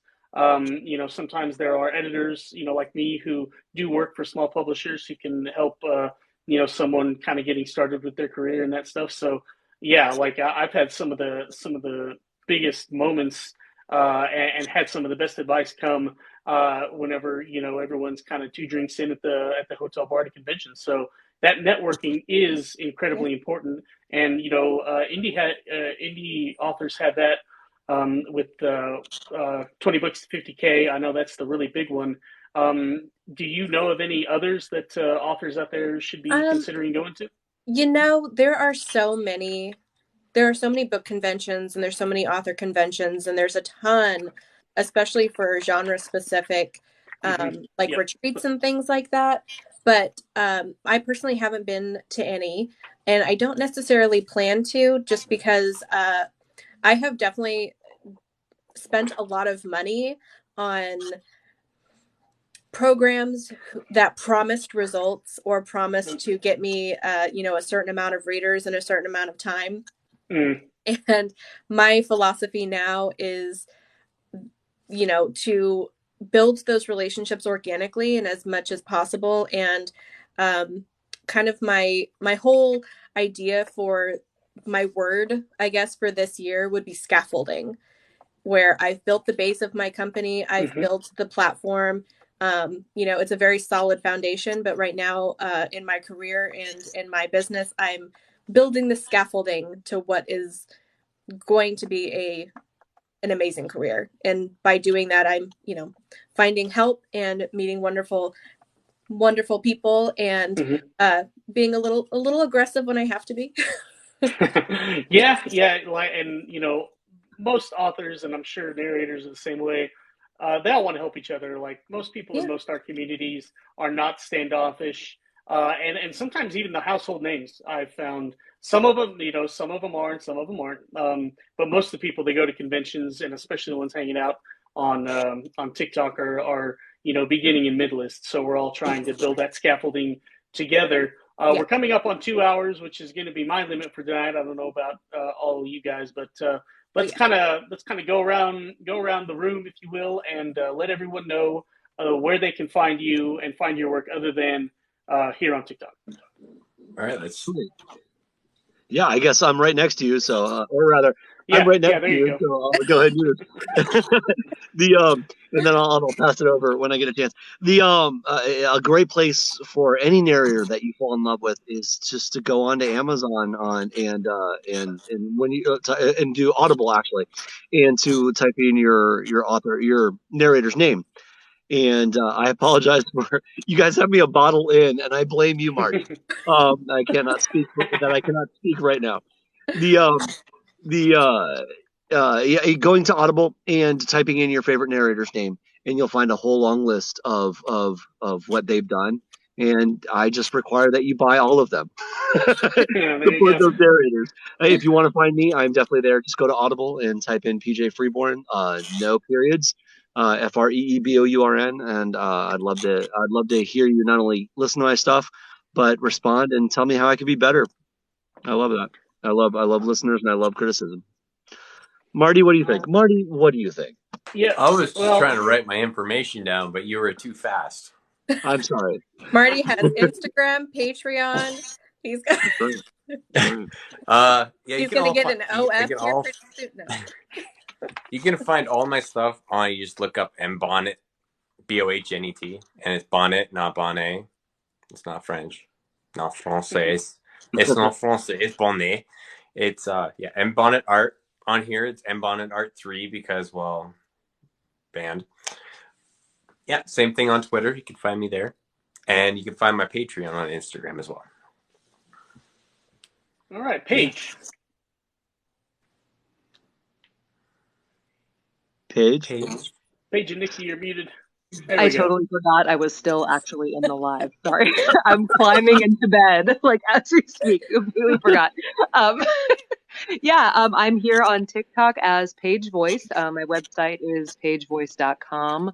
Instagram is Paige Reisenfeld VO. Have fun spelling that. But there is a link in my profile. And then same on Audible. But again, since you can't spell my last name, the Audible catalog is in my link tree. A quick question. Oh, wait, sorry. You can screenshot this right now, and that's her name. You can look it up. There you go. I'm here on TikTok. I have an Instagram, which is the same, Nikki Gray Narrator. In my link tree is linked to the website, which is nikkigrayvo.com. And all the links in there. You can contact me by email, all that good stuff. So, yeah. That's it, I think. And you're on ACX too, right? So people could just. I am in ACX. Yeah, you can search at Nikki Gray in ACX. Yes. And just so everyone out there who may just be listening, that's Nikki Nikki Gray Grey. Yes. Thank you. Thank you for clarifying. K.L. Morrison. You can find me here. K.L. Morrison author. That's the same on Instagram. I am not on Twitter. Because I just could not do that. I have a website, klmorrison.com, without the dot, just one word. And that's where you can join my newsletter, buy paperbacks. My newsletter has tons of free goodies and snippets of the audiobook, which is on Audible and Apple Music, I believe. I don't know. But they say it's on Apple. But yeah.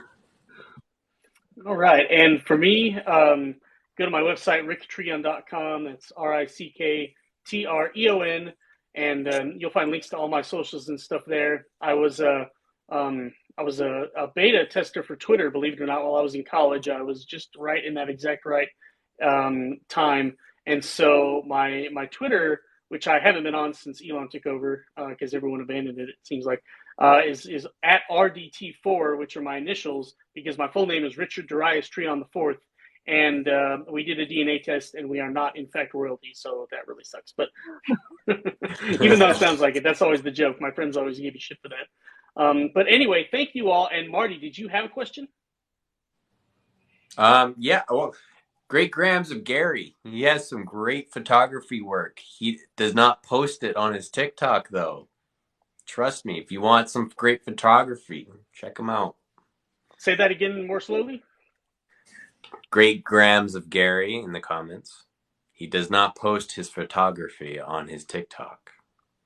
Gotcha. But he is a great photographer. When you start doing book covers, is he going to be helping you with making the book covers? You're going to be drawing them. He's going to be being the photographer. You know what? We live in two separate cities. I'm not sure how we might be able to work something out. It could work. Rick, before we go, I want to talk about the two books that I talked most about it tonight. And Insect's Desire is you can find it very easily on Spotify. If you go into Spotify, you can find that book if you want an easy way to listen to more of that. And Savior Book 1, definitely a really good listen. Everyone, we've only got really positive feedback from it. You can find that on Amazon. So I suggest people look for Savior Book 1 by Jennifer Saviano or An Insect's Desire by August X. Stern. Perfect.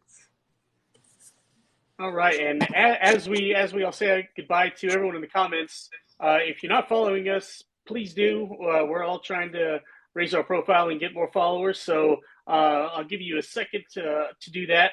And I want to thank all of our guests, especially the ones that came impromptu and just because we decided we wanted to have them on the show.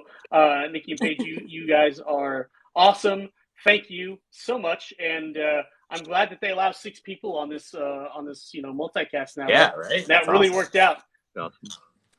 Thank you sometimes, of course, and sometimes when you get this many people on, it can get kind of unwieldy. But I think luckily the structure of the show, having me like being the designated host, so to speak, hopefully that helped. But that really, I was very grateful that everybody really did a great job tonight. So, and Tanya, I'll let you know, about if we want to do more of these 5 and 6 way. That didn't come out right. If we want to have these many guests, you're talking to a bunch of romance. I did that book. That's a good book. That came out just right in my mind. Oh man. All right. So thank you to all our guests, and thank you to everybody down in the comments. We had more than 7,000 likes. There's more than 20 people still listening at 10 o'clock in the East, 9 o'clock Central. So that's amazing. Hold on, Rick. I'm sorry, Rick. I'm sorry. Go ahead. On my lives, when we get to set every 1,000, we always say something dirty that is quoted. Oh no. Oh no. That's you're asking, Marty. You're asking for something very dangerous. Because of Marty. I love you, Marty. We now have a bond, but I'm not getting bananaed.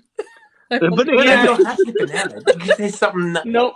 I don't believe. Sweet dreams, everybody. I don't believe that I'm going to risk getting banned. And part of that's because I didn't mark. Okay. No, Marty. Yeah. We don't mark these 18 plus. Maybe we'll do some special ones, but anyway, thank you, everyone. I am going to shut this off now, and hopefully you can all join us next week, Wednesdays at 7 p.m. Central, 8 p.m. Eastern. Thank you. Bye, everybody. Bye, Nikki. Bye. Bye. Bye bye. Bye, y'all. Bye, Marty. Bye, BJ. Bye. Bye,